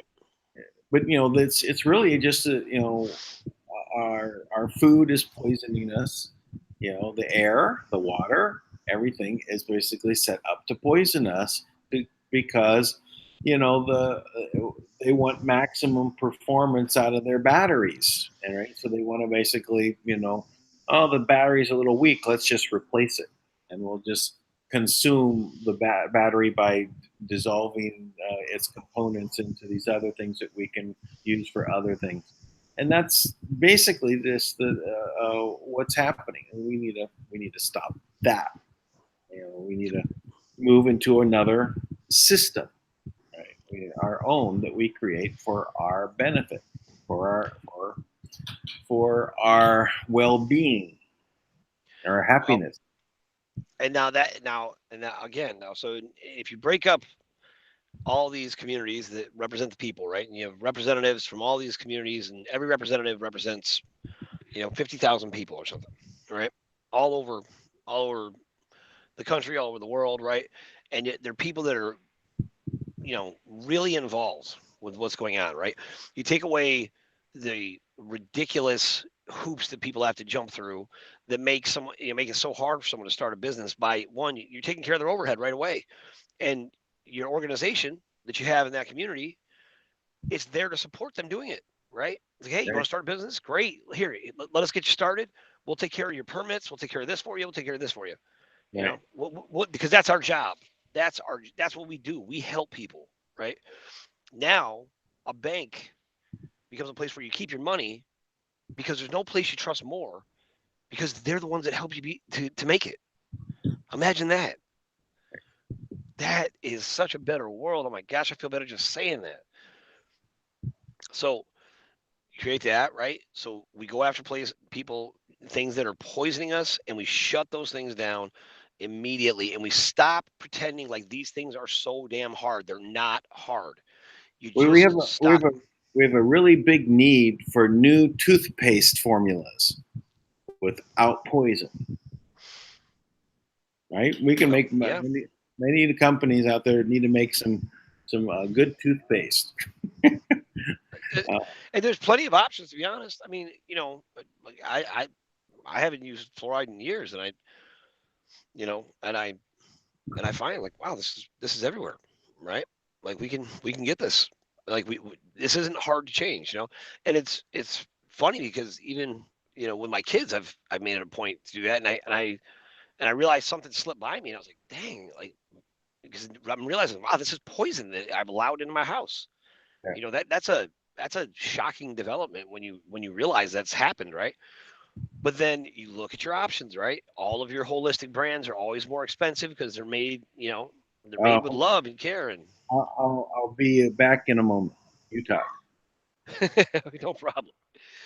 So the next thing is, after we take down these major issues with the FDA, we have to change the practice, and all the power has to be in the hands of real people who are actually in touch with the needs of the people of their community, of their areas, of the specific obstacles that are going on. And all these major organizations need to be defunded immediately. Any organization, government or otherwise, whether it's a corporation or a government that is spraying chemtrails, who is making these chemicals? Who is doing this? This is not really something that helps the environment. It is not blocking out the heat of the sun. That is a lie. That's not happening. What it is doing is it is trapping in gases that are making us sick. It is dropping nanites on us that they call smart dust, which are microscopic robots that go into our food and our water and everything else. And my sources tell me that those may have been disabled, which is what my hope and belief is. So I expect people to start waking up all over. And they're dropping uh, soft metals that literally destroy and cause us to age faster. We get rid of those things. So now you have a community of a world community, so to speak, right? Still with all their unique properties of that nation, of that area, of whatever it is. They're still their individual community. They're still governing their own communities. There's still all the differences and the beautiful aspects of humanity that makes humanity so amazing. Is the diversity with all that we have in common. We have created this incredible diversity with what would seem like just such a limited amount of colors, right?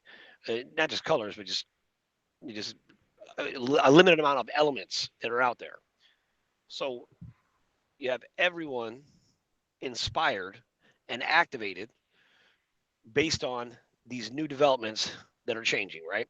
So now you get a new insurance company, you repurpose it, and that company will cover things that actually cure disease. They'll cover things that actually are holistic ways to treat disease that actually assist you to manage basic things and provide that education for you. So those are not outside the norm. If everyone was adjusted by a chiropractor once a week, we would literally wipe out disease in 5 years. I mean, or virtually, right? You would not have all of these problems just because people's bodies are in line, right, with their own healing qualities that they possess. And you make all those services 100% covered by healthcare because this type of healthcare actually cares about your health because there's no longer a mission and a purpose to eliminate humanity. Now the goal is to create a humanity that is the best version of itself. That's an entirely different methodology of practice. So now we have healthcare covered, we have the people in control of the government, or we have the people in control of the government, right? Because they're deciding who gets paid.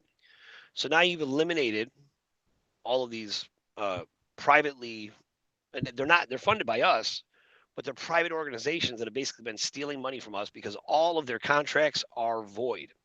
Now, because all of their contracts are void, we have the right legally to do that. Legally, they should not. They're outside of the law, not us. They shouldn't even have the right to come take us away or anything else. They shouldn't be able to flash a badge at us. Those are private organization. What gives them the right? We did. So now we have to take that back.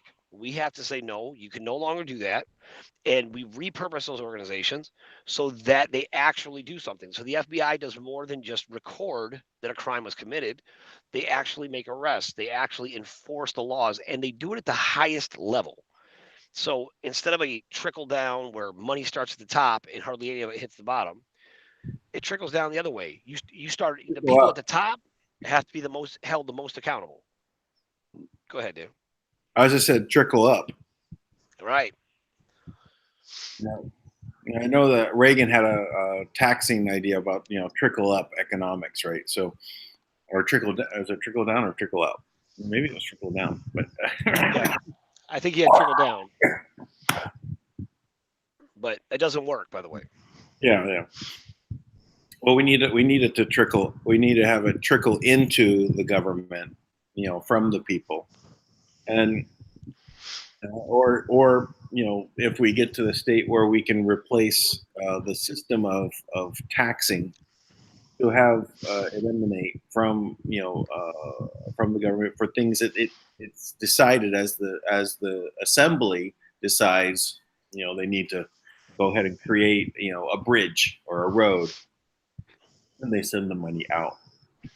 So, but that's there's many systems that we can come up with, and we must be able to try different tactics, different insurance companies, different banking ideas on how these things function. See which one ends up working. But that's but we need the freedom to be able to do this. The idea of them putting in that pyramid structure is that it is monolithic in place and doesn't change. So we need innovation. We need to recreate things. Again, leave it sit there and just build over here, build that new insurance company. Right. There'll be many that want to participate in this, but we need to build these things up, and there'll be again a lot of creativity, a lot of innovation that will come, and we can only just start making our strides in that direction, and the whole world will expand in front of us. Well, if you build from the people, now the people are the consumers. So you give every one of these companies the opportunity to come on board, right? You have a new technology, you can go to that company and be like, look, we have this product ready to go. It's ready to be produced right now, and we'd like to distribute it through you. Now, if they have another product that competes with that, they might say no. Like, we have too much invested in this. Now that's the wrong mentality, right? Right. So that is the kind of thing that we gotta get away from. Now, if and when they do that, if that's the option they take, that's fine. We don't even worry about it. We just thought we'd give you the option first. So now we're going to create a company that's going to put this out with a backing that they'll never be able to match. And then we're going to put it out and make it available to everybody, and it's going to cure disease, right? And we're going to completely discredit the FDA and point out all the flaws of everything that they've allowed to happen. And we all still wait and look for that FDA approval. We've got to make it so we are not looking, people are not looking for organizations that are trying to kill us to approve of what we're doing, where the people get to approve based on real research, real science, real things that are happening, real things that matter, right? And then the people's approval is much more important. And then from there, by doing that, you put the people in a position of power, right? Where Speaking of people, I just want to say I did send the link to Tui oh, about good. half an hour ago, I think. So he might not know. So in case he's hanging out, so I figured he might be with Kevin, still in the The waterfall. waterfalls. Yeah. I heard they're trying to heat up the water to make it nicer. Yeah, yeah. I did. I chatted with him last night and said, he sends me the sovereignty letter, I might be able to add some uh, experience to it because I've looked over these type of documents, in the past. So let me take a look, see what's there. So anyway, he sent me. I haven't read them yet, but I did notice that he did send them to Yeah, I'm actually, part of me feels like that's what we're waiting on. You know, but nah, I'm serious. Look, the recognition of Kim's sovereignty and her recognizing, these original tribes it's significant. It's Yeah, I think significant. so. Yeah, I think you're right. I'm not waiting though. No, no, no. I agree. But I'm declaring my sovereignty now. Mm. I'm that's why these in my opinion these are educational platforms. We are trying to educate as many people as possible to get them to look at things differently. And to actually change one of the hardest things to do is to change the way someone thinks. You know, and I remember my son, my one son. I sat in this meeting, and the psychologist at the school he has ADHD, and so do I, and which I've always considered to be a huge Plus, benefit. Hmm? yes, yeah. Yeah, and he sat there in this meeting and they were talking about how they wanted to get him to change the way he thinks. And I got so mad. I said, please do not change the way my son thinks to think the way that you do, because I don't want him to base all of his value based on the corporation to in this day and age it's like database entry, right? They're training all of our kids to do just to form the database. It's all just busy work, right, to prevent us from being innovative. Yeah. All these things are designed to stall us from keep us from being great or even to know we can be great, because the only option that seems like it's on the table, I remember when I was I think teaching high you're a school. conspiracy theorist. Yeah. Yeah, right.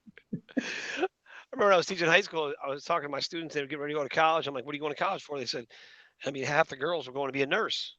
I said, why? And some of the guys too, of course. Um, I said, why? He said, well, because we were told by our guidance counselor that they need nurses, right? So they graduate from college. Now they're certified as a nurse, and now there's too many nurses. There's not enough jobs. Well, if you're not Filipino, you're not qualified to be a nurse. Ah, I didn't know that. That's I didn't know good to that. know. I But believe that. Every Filipino I've ever met has been very kind and sweet. So well, it's a friend of mine out here, his daughter was put to the best colleges, and she graduated with honors, in the best nursing school in the country, and she graduated and could not get a job, could not. yep. And even try to get to migrate to America so that she could then go through the training there and get a job as a nurse. No, couldn't do that. So she ended up doing other things. But the country is so oversaturated with nurses, because they all think that's the way to go. Why? Because the guidance counselor said, "Oh, you'll get a good job as." But there's no. I mean, they're so oversaturated. They produce enough nurses for the rest of the world. That'd be interesting. Yeah. But there should be a ways for people to understand like what the power of mathematics is, right? And where you could take mathematics and using it in the world. If you're a programmer, right? Just are you thinking that you need to know mathematics?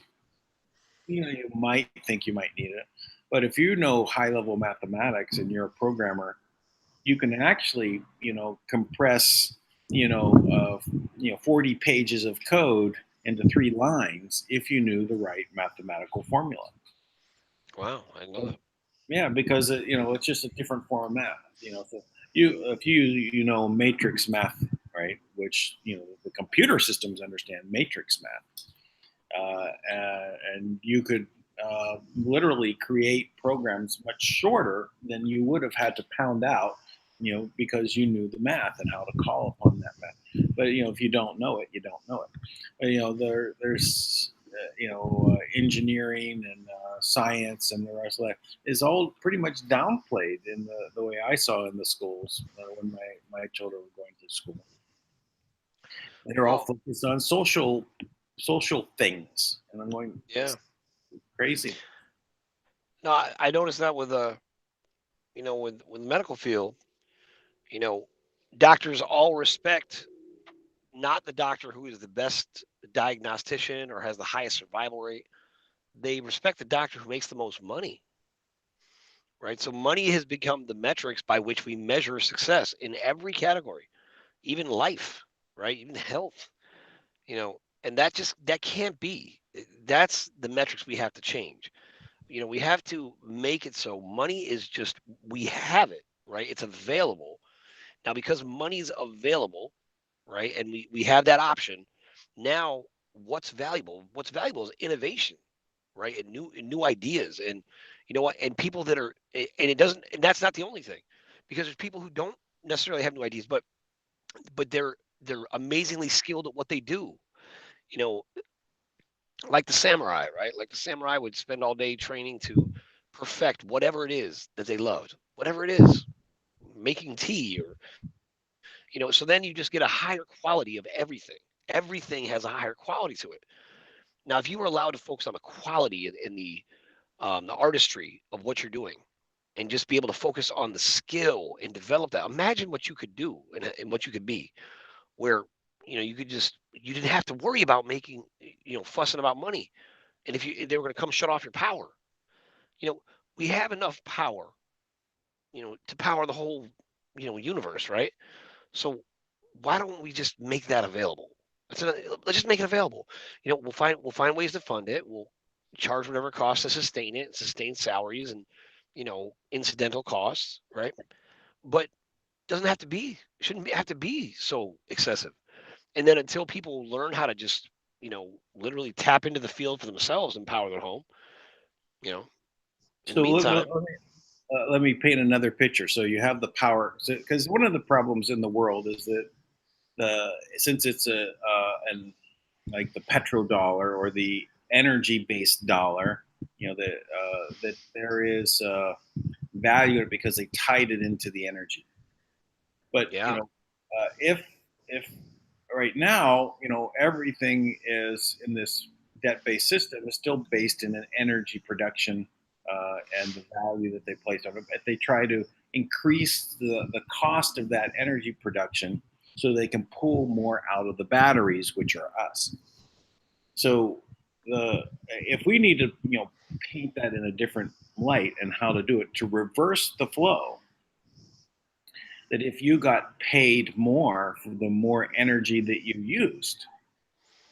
Now, if you had an infinite energy, as you were discussing, this would be the correct model, is that you got paid the more energy you used, not pay for the energy that you use, but get paid more yourself as you use the energy. So that way, it's actually since the energy-based economy is all based upon that. If you were reversing the flow, the energy production companies would be producing energy and then paying you for it. Now you say, well, where do they get the money? Well, the more energy they produce, they get it back to the source production. It would be back to the government, part. The country where it was produced, and they're producing their local currency, it would flow outward. Now, this is a model in which, there is no taxes because only the government only sends money out, and one of the places it would be going out would be through the currency to the petrodollar. But So how does the money come back to the government though? So the money goes out of the economy. It doesn't go back to it's infinite. But it's not infinite. There's an Well, asset to back it. Like you can't just if you keep there's printing money. That's what got us in this. there is something mess. there is something that is counted that allows for the government to print more money based upon productivity of the people. So that's where there is a continued flow, but it's not coming back to the country in the form of taxes. It's basically counting the amount of production, the amount of positive, of things that are happening in the economy, in their individual country economies. That would be counted and giving them the ability to, print more currency. And there'd be other things such as assets that were created. We're not talking about the assets of gold and that, etc., which are already counted for and sitting there, and they're going to go back to the countries, right? But the future assets that are created, there's a lot of temporary assets that would be created. Things, durable goods are lasting 30 years. Gold is forever. A washing machine is was counted at 30 years. Cars, refrigerators, those things were meant to last for, a durable good. So you can count those. And then, while they're in existence, the government also has productivity going to it because it was part of the symbiotic relationship that's created. So, because once if you create that taxing mechanism, right, they always increase it. But if it was just about, but if you tax income, yes. But if you just have a tax on goods that's just factored in as part of the cost, then it's understood. True. It's true. Based on what you buy, there's going to be a tax, right? So, and that's then you're I understand that not particularly caring for the term collecting taxes, but then the money that is the government still has to be funded, and we could put money out for so long, but eventually that'll cannibalize itself, and you'll have the same problem you have now. No, I don't agree that it would be cannibalized, and I can go in a lot more detail of how I see that it could be done in a different way. Listen, I thought about the just sales tax, as a model, but they increase it to 100%, and then 200%, and 1,000%, and 20,000%, and 100,000%. The government, when it gets the ability to tax, it just never ends. But if it wasn't about taxing, about retrieving the money because they were creating it, but that was based upon a regulator, and that regulator was all based on their policies, and if their policy was created more productivity and happiness in the people, that gave them the ability to create more. It would then flow out. But again, they shouldn't be the let's say the inspiration of all corporations or companies. They shouldn't be the ones creating companies, because if they get into that, then it doesn't become productive because it's against their nature. Government just only does what it can do, and its nature is not that of being productive, of not creating anything. They never create anything. They absorb things that were already created, and then absorb more and absorb more and absorb more. But they shouldn't want to absorb anything. They should just want to direct the monies that are coming into it. But once they're floating out there, if they're never collected back, the countries don't really need to say, well, if we need to have a bridge from point A to point B, at a certain point, the government doesn't really need to do it, right? Because there's going to be companies that say, yeah, it's a good idea, let's go do that. And they go off to do it because they're being productive. But there will be certain things that the government will have to spend money on that is for the government uses, right? But it would be minimized because everything would be out in the economy. It would shrink the government to a very minimal size naturally. But then yes, it would. You're right, and I am a fan of less government, but at some point you have the government basically just printing currency, right? Am I understanding right? So they're just like, they just make money. Here's more money because it's infinite. Doesn't matter. No, because it's regulated by the productivity that's out in the economy. Why wouldn't you just stabilize the taxes and make so you couldn't change it? Instead of, okay, so here's one way of thinking about it.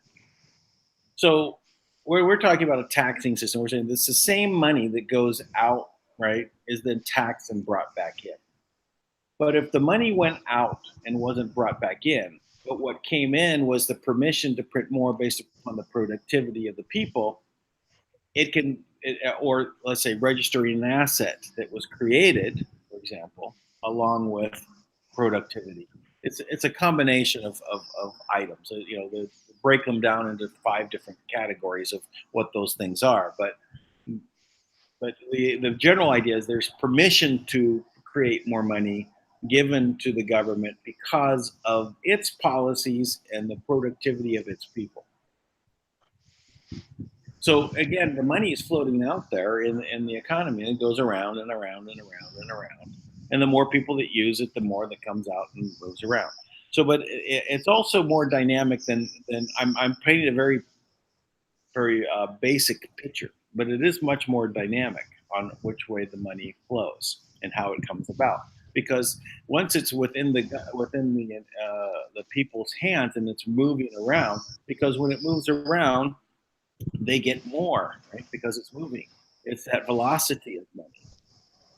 It makes basically that same money go and pay that one and that one and that one, that one, that one, that one, that one.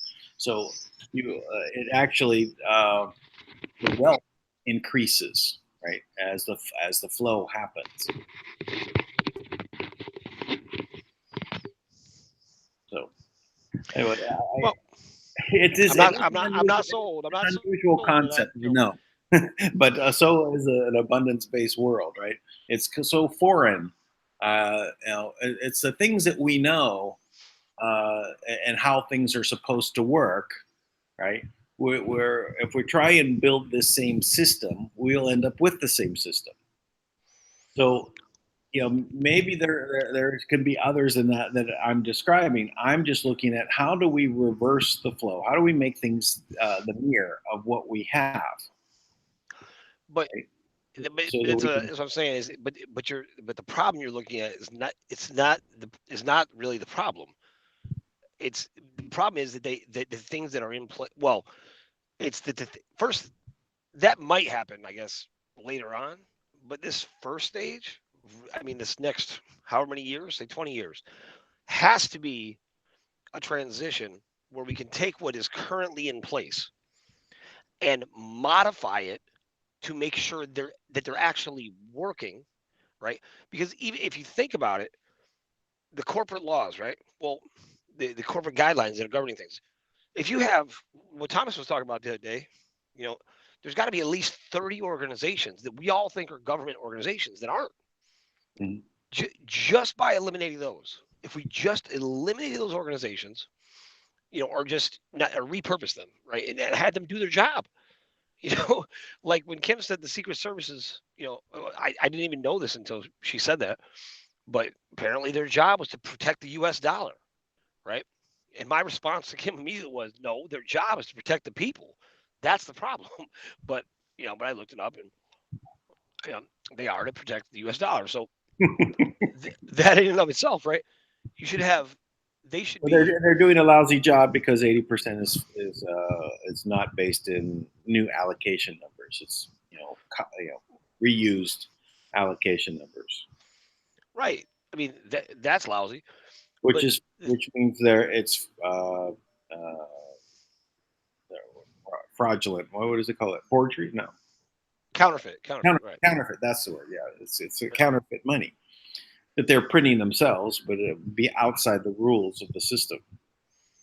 Right. The biggest problem is there is nothing is being enforced, and the reason why is because they did what you and I are talking about doing, right? They built another system right along the existing system. This, the system wasn't strong enough, that was there before to withstand their takeover.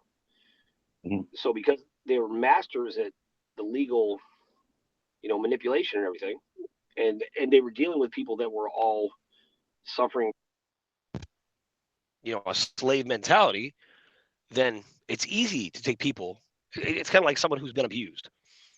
If you take anyone in an abusive relationship, so if they're in an abusive relationship, they're naturally, used to being treated poorly. They're used to it. So you show them any kind of kindness, right? And they almost don't know what to do with it. Sometimes they think you're weak, right? Because you're used to being abused, right? Now that's what our society is right now. It's a bunch of it's a lot of us. If we're just so used to being abused and treated a certain way that we don't even, it's hard for us to even believe that these things are on the table. We're talking about giving out grant money. People can hardly believe that it's real because so few people have ever actually won a grant, right? Because they're so hard to get. Yeah. You know, but if we just we enforce the laws, and we actually go through and take out the whole organizations that are dedicated to committing criminal acts against humanity. And I think that has got to govern. That's it's like going back to natural law, right? It's Right. natural law has got to trump, pun not intended, but maybe appropriate, has got to trump the statutory laws that are in place. If there should be no law ever created, it should never even be proposed, Well, that says first of we should all, kill babies. it's not law. It's statute. It's not statutory law. It's just Oh, statute. what's that mean? What's the difference? Well, they're completely opposite. I'm not opposite, but they're not the same. A law based in, say, common law, nature's law. You're talking about, those are things that can't be changed. This is what it is. A statute is something that is changed and back and forth and man-made. It's from man, to regulate systems. And so that's what a statute is. A regulation and a statute are pretty much the same thing. But a law is not a statute. They'll call them statutes when you talk about the commercial, when you're into the commercial, maritime commercial environment, right? The people in this are all looking at it as being legal, right? But Right. they're not legal. They're just the system. If you go into McDonald's and you read the menu, you say, "Well, the legal price is this." If you place your order, it's the law that they're going to deliver the food to you at the table. I, how do you want to use the word law? It's their system, to deliver the food to you. It's their statute, it's their regulation, you know. But we're used to using these only in the form of these corporate governments, right? And we think of them as law because that's what we're taught. But it's a difference between law and statute and regulation. All right, Dan. So let me ask you this question. Sure. So, just in everything we're describing, if I were to take it back, there's been a society, a world created around us that basically has created generations of people who don't really, we believe in God in principle, right? And I'm saying the masses, all right? Now, we believe in God in principle, but for the most part, people think, miracles don't really happen. God's not talking to people like he did to Moses up on top of Mount Sinai, all these different, the things described in all the various religions that, have happened or allegedly happened or some version of them happened on the planet. For the most part, people don't think those things happen anymore, right? So if they did believe those things happen, like if there was you know, if people really knew they had a spiritual connection and the spirit in them was really just as powerful as any God they've ever read about. Now, if people, I think if people were tapping into that and realizing that was true, all this stuff would be a lot easier. So how do we ignite that connection to who people really are? What is it that reminds people? What is the practice? I mean, in addition to everything we just talked about, now the world we just created, right, is definitely a friendlier place, right? It's definitely a more positive place where people are empowered. Power is distributed, funds are distributed. The planet is, you know, like we're now having debates about how much to make available versus how little there is, right? um how do you activate that in people where it's accepted? Yeah, you teach it by leading as through your example. So lead by example, and by way of doing this, you teach. Have a teaching attitude about what you're trying to do, so you can pick up on where those teaching moments that are different for different people, to explain where we're at. But basically, doing it is going to allow for people to experience it, because right now it's not even just about being dumbed down as much as being numbed, and being not able to learn, because of their people are numb. Just the waking up part, right? So I'm doing something different and I like it. I've already been doing this way for a year. I didn't realize now I'm happy, and why is this the case? The process is going to take time. It's going to take a whole effort from the people that of just repeatedly doing these same things and acting in concert. This it's the small examples that I was able to see in the Kringle Society TBC coin with what happened. I could see these little glimpses because the currency was rising in value so quickly. In the very beginning, it shot up like a rocket ship. Then it just went into orbit, and now it's kind of. But it was very fast in the beginning. But there's it also compressed time, and seeing how people reacted to it. So you could see these little glimpses of where abundance thinking is there, right? And you're not thinking out of the scarcity. Not enough. Not enough. I gotta save it. I gotta hoard it. I gotta protect it.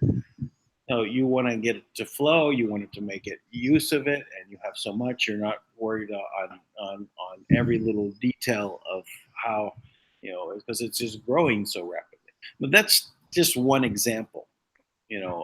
So we can take lessons and try and apply them, and make them more inclusive with what we want out of an abundance-based world. We just got to do it through trying out different types of these new systems, new insurance companies, new banks, new power companies, that handle things a bit differently. The way I started with the Abundance Mine Club concept for Bitcoin mining was just to use solar, but it changed into where if I use this particular energy source that is actually a perpetual energy system, right? That is based on hydro, and we actually combine that into one business that it would now be producing half the energy towards Bitcoin mining, and the other half is for the grid, it's for people to purchase. But then over time, they're still paying their normal electricity bill, except now they're getting more Bitcoin, which is the Bitcoin price is rising, or they're getting more over time because they're buying more of the tokens that represent more of the mine. Their share goes up to where they start using the proceeds of those Bitcoin to pay down their power bill. So once their power bill starts at the same amount, but immediately it starts actually decreasing until the point actually they start not only using the power they were, but they're now actually earning from using power, which is an abundance-based model. So they actually, because we've reversed the flow. We just created a model based upon the cryptocurrency in this, that it would actually end up, maybe they start making as much as their power bill was, or it keeps growing from there, depending on how the cryptocurrency is expanding and things like that. So there's models that can be created where people's power bills are paid. All right. So, but that doesn't destroy the existing power system out there, which is a big problem when you talk about getting out of the debt-based slavery system. You just can't blow it up, because then we have nothing. It's the same thing as having World War III, right? Everything gets destroyed and we have to start from scratch. No, we don't want to do that. We want to build alongside, but if we can follow, implement a system that actually, in this case, power, which actually coincides, you're still paying your power bill. It's just that over time, it ends up becoming free, if not making money off of it. This is a whole other way of thinking, right? It's abundance. So, but the problem is in this model in particular, right now, I understand in this world that we're in right now, but we're talking in this future we're creating. Having a digital currency that is currently a majority of it is controlled the same way the rest of the world is. 99% of it is owned by the ultra elite, and they've used this. So now, as we buy into their system, we're continuing to fuel the monster that opposes us. listen, So I hear you, and I don't disagree that they're trying to manipulate that market, but they own that market, though. It's more than just manipulate. They own it. They own it, and I know this for a fact because I could tell you where, and even the time moment when Dick Cheney entered the actual input into the system at Fort Bragg to drop Bitcoin in one day by like $5,000. Yeah. Right? People lost their whole retirement that day. And I know, and I won't even doubt that occurred. But what I have a view upon it is that there is a nature to this decentralized environment that is a poison pill to them that they don't even know that they've taken. They're slowly being poisoned by a decentralized model, and they don't know it. So technology is a double-edged sword. They just don't know what the other side of that sword is doing to them. That's my opinion about it. But if we keep buying Bitcoin, I can tell you what it's doing to them. It's making them rich. So that's more my, and if we use it in our model with energy, right? At least and if we, assuming that we're building new, right? If we do that, it's going to actually be the fuel that keeps them alive. Sure. So I know we can't tear down everything. I agree with that and what you're saying. I think that idea is actually it's a great idea based on what we're dealing with now. And I mean, I think that's the key to get to where we need to go is to continue to come up with things like this. Yeah, I understand. I understand the philosophy that you have about the crypto, and I understand it. I'd rather grab the technology and adapt it for the positive use and have it chop them up. Well, and I think that this side is more in its nature. Everything will revert to its nature. Even though they've built up this pyramid structure, it has to destroy itself. It's meant to. And so that's true. The idea of cryptocurrency though is so opposite to the system that they put in place. No matter how they try to contain it, it's going to revert to its nature of being decentralized. Yes, they're. I know that they're trying to buy up as much Bitcoin behind the scenes, and and the big institutions are grabbing up off market, not on the exchanges, right? Because they want to keep the price low. They're manipulating it. I got it. I know, but I see that this is a poison pill for them, and I don't mind assisting in their demise of their system by using the same tool that they planned on using. I'm sure they had no concept of the technology when they told the creators, "Hey, make this digital currency for us." Right? Sure. They don't know the extent to which that this model is going to upset their world. They just don't. They just can't see it because they're so high and mighty, right? And, Well, I mean, they control 90% of it too. That's part of the reason. You know what I mean? Because it's hard to convince me that you're going to disrupt and take something from me that I control 90% of, right? So that, sure. but to your point, I like your tactic, and that's, I like the way you're thinking. So, like, well, Yeah, something I've got some more tactics. no, Don't I worry. know, I know you do. That's why we're talking. That's why we're talking. Uh, so They're no matter what, even if they're successful, in translating, and I don't want them to eliminate asset-backed currency. I don't want that. I want asset. I want printed cash. I don't want to get rid of those things. I think those are the most important things. But let's say they are successful in creating a digital currency out there that everyone's using, and it's still going to get outside of their control. It still will, because of its nature. It will. They can only contain it to a certain point. It will leak out. The code is open source. It's again their own sword, cutting them. It's the other side of open source is that everyone can have access and they can build beyond it and they can attach things to the blockchain and go off on their merry way and they won't even be able to stop it. So, but I get what you're saying. I do. I see that that it is very much being I don't know how much is in the hands of just people and how much is in the hands of as a percentage in the corporate structure. Where, as I said, now they're buying up the big amounts. They want tens of thousands, hundreds of thousands of coins. They want it, and they want to get it from the people who are hanging on to it, that have been the miners in the background, right? That could call them the hackers, that are out there, or the miners that have been kept in, that are in the dark, which is more than the majority of the coin out there.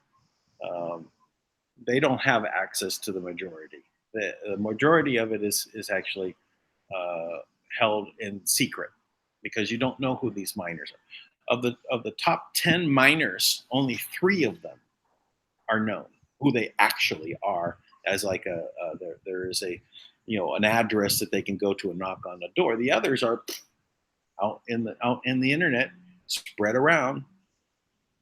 I can guarantee you, I can guarantee you, we can find out in a phone call but because I know that Kim knows exactly who they are, and I can also tell you that if you think about it, and you go back to the origins of it, it wasn't some poor broke guy who did this, right? No. Like there's an origin with Bitcoin that is exact. I mean, this was the plan to do this. So even if we don't know who they are, it's like it's the same way we don't know for sure who the real owner of Wells Fargo is. Well, we do, right? We know technically it's the trust, right? And now it should be the government. But in reality, Madam Wu, I mean, who would respond to Madam Wu? It's like they made up a name to be funny, right? And had her show up, and there were 7 different women who played Madam Wu, right? And Kim used to joke about this all the time that if she would have showed up dressed as an old Chinese man, they probably would have just given her control of the bank. But because she was a tall blonde like woman, they couldn't conceive of it. So we know that it's bad guys who have control of it, is what I'm saying. At the end of the day, not even bad guys. Well, yes, they are bad guys. And they probably are the nicest. They seem like the most kind, sweet, gentle people, right? Because that's the rub. That's what they do all the time. They trick us because they have good manners and they're they're well educated and they know how to act, right? They know how to act benevolent, right? So that's what we think they are. But in reality, I still believe a majority of people holding Bitcoin are, the bad guys. But anyways, let's get back to going back now in the world we just created. Now the world we just created, this is what we're walking into. It's a place where people have the ability to just go and start to make their dreams come true. The wealth is available and everybody knows where to go to get it.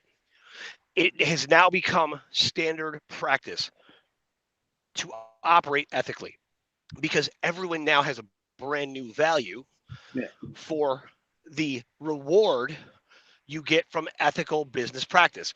Currently, the way it is that people associate ethics with sacrifice. They think I have to sacrifice this. I have to work so hard. I have all these things, and we take all those things, we debunk all of those myths. We've taken the poison out of our food, our water, and our air. At least we'll say 80% of it. 80% of it's gone, and people are waking up and tapping into natural abilities they didn't even know they had. They're able to see when someone's lying. They're able to appreciate the beauty of everyday life. They don't feel the stress and the anxiety caused from all these chemicals in their body. You have worldwide communication where cultures are being held in place, where people are proud of where they come from, borders are still in line, and we're still allowed to travel freely. And everyone's so excited and encouraged and inspired by each other's differences. We're naturally curious again, and we're not afraid to be that way. People are trusting each other again. Crime levels go down. Naturally, crime levels go down. The whole planet naturally resets closer to what it's supposed to be. And that's just in the first 5 years. And I'm telling you that is without question, that's possible. We can do I that. agree. No, and I think in the first 5 years we're going to do quite a lot. And I think by the time Trump is done with 4 more years, so we're at 6 years more of Trump, and 6 years what we're setting up. It will be a brand new world. The cabal would have been extinguished from the standpoint of this operation. That's why I started off this broadcast speaking about us manifesting a reality that has nothing to do with that side or that side winning. Whether the cabal versus the rest of the world, the good versus the bad, the Satan versus God, without participating in that, because the storyline there still goes through an apocalypse. It's just right. And it's like, okay, we got what you wanted to do. We're done playing the game. We're going to Right. do this and manifest that. We should definitely establish the anti-apocalypse party. That should be. That's what we can all join and agree. Well, I think instead of using the word anti in it, it becomes very negative. So let's not do that. Let's use abundance. For me, that's the word that I've been promoting. As abundance thinking, abundance minds, abundance for all. So this. I mean, our world is abundant. We are creative, abundant people, and we need to keep focused on that. I agree. All right. I agree. Well, then maybe I think we start to. Yeah. Go ahead. No, I was just saying, I just think that in that abundance, once we expand beyond money, and with money too, by the way, because I'm not a fan of people just acting like we should live impoverished, right? And with no money, and not when that's the recognized tool, right? As long as that's a recognized tool, that should be abundant too, along with love and energy and joy and happiness. These things should have no limit. Matter of fact, these things have no limit. You cannot be too happy. You cannot love too much. You cannot give too much. You cannot share too much. You cannot care too much. You just can't. The more we do of those things, all of those things should be measurements for, the amount of money available. And I think there should be more than enough of that as well. So, right. Well, Tui has not joined us, but he must be in the waterfall. So we can probably bring this one to an end. It'll be one of the shorter shows, only 90 minutes. Good. So, but I would say this was not what I thought we were going to be discussing today, but it's good. I might have to rename this one, but no, I might have. You explained, right, to everybody that the woman who was going to come on, I just assumed you explained that. I hope you did. I kind of I brought it up, and then I said you would explain. Oh, I'm so sorry. So, folks, I'm so sorry. Darn it! I wish I would have done this first. The young lady who was claiming to be the direct descendant of Jesus and Mary Magdalene, who I described last night, and who was supposed to come on. She had to really examine it as far as what was in the best interest of the people that she could potentially put at risk in her family. And she decided to stand down for now. She is going to continue to share all types of amazing things with me, and I'm going to do my best to get across her message because, she's very much in line with everything we're saying, and she very much wants to help. So I'm going to do my best to get those things across as she shares them with me. And in the very near future, I'm certain that we'll create an environment safe enough to bring her on and let her go live. Yeah, that would be wonderful. Yeah, be very interesting. I agree. This is a lot of the history that we think we know, right? Because we're reading it just out of the Bible. Then when other information comes about, it doesn't fit in.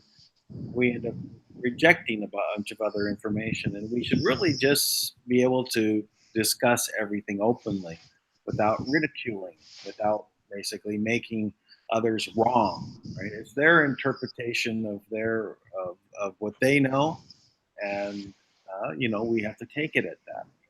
We may not agree. It's okay. Like the blockchain. Right. That's clever. Yeah. You mean crypto? No, I'm just kidding. So, I understand. We can flip this back around on the conversation, but I discussed that, and I know you don't like the word crypto because it has the word crypt in it, right? I got that, right? But our words are always been used against us in so many ways. So we have to do something. We can come up with new language, but to say that we don't need encryption or the scrambling of the codes, we can come up with another name for it.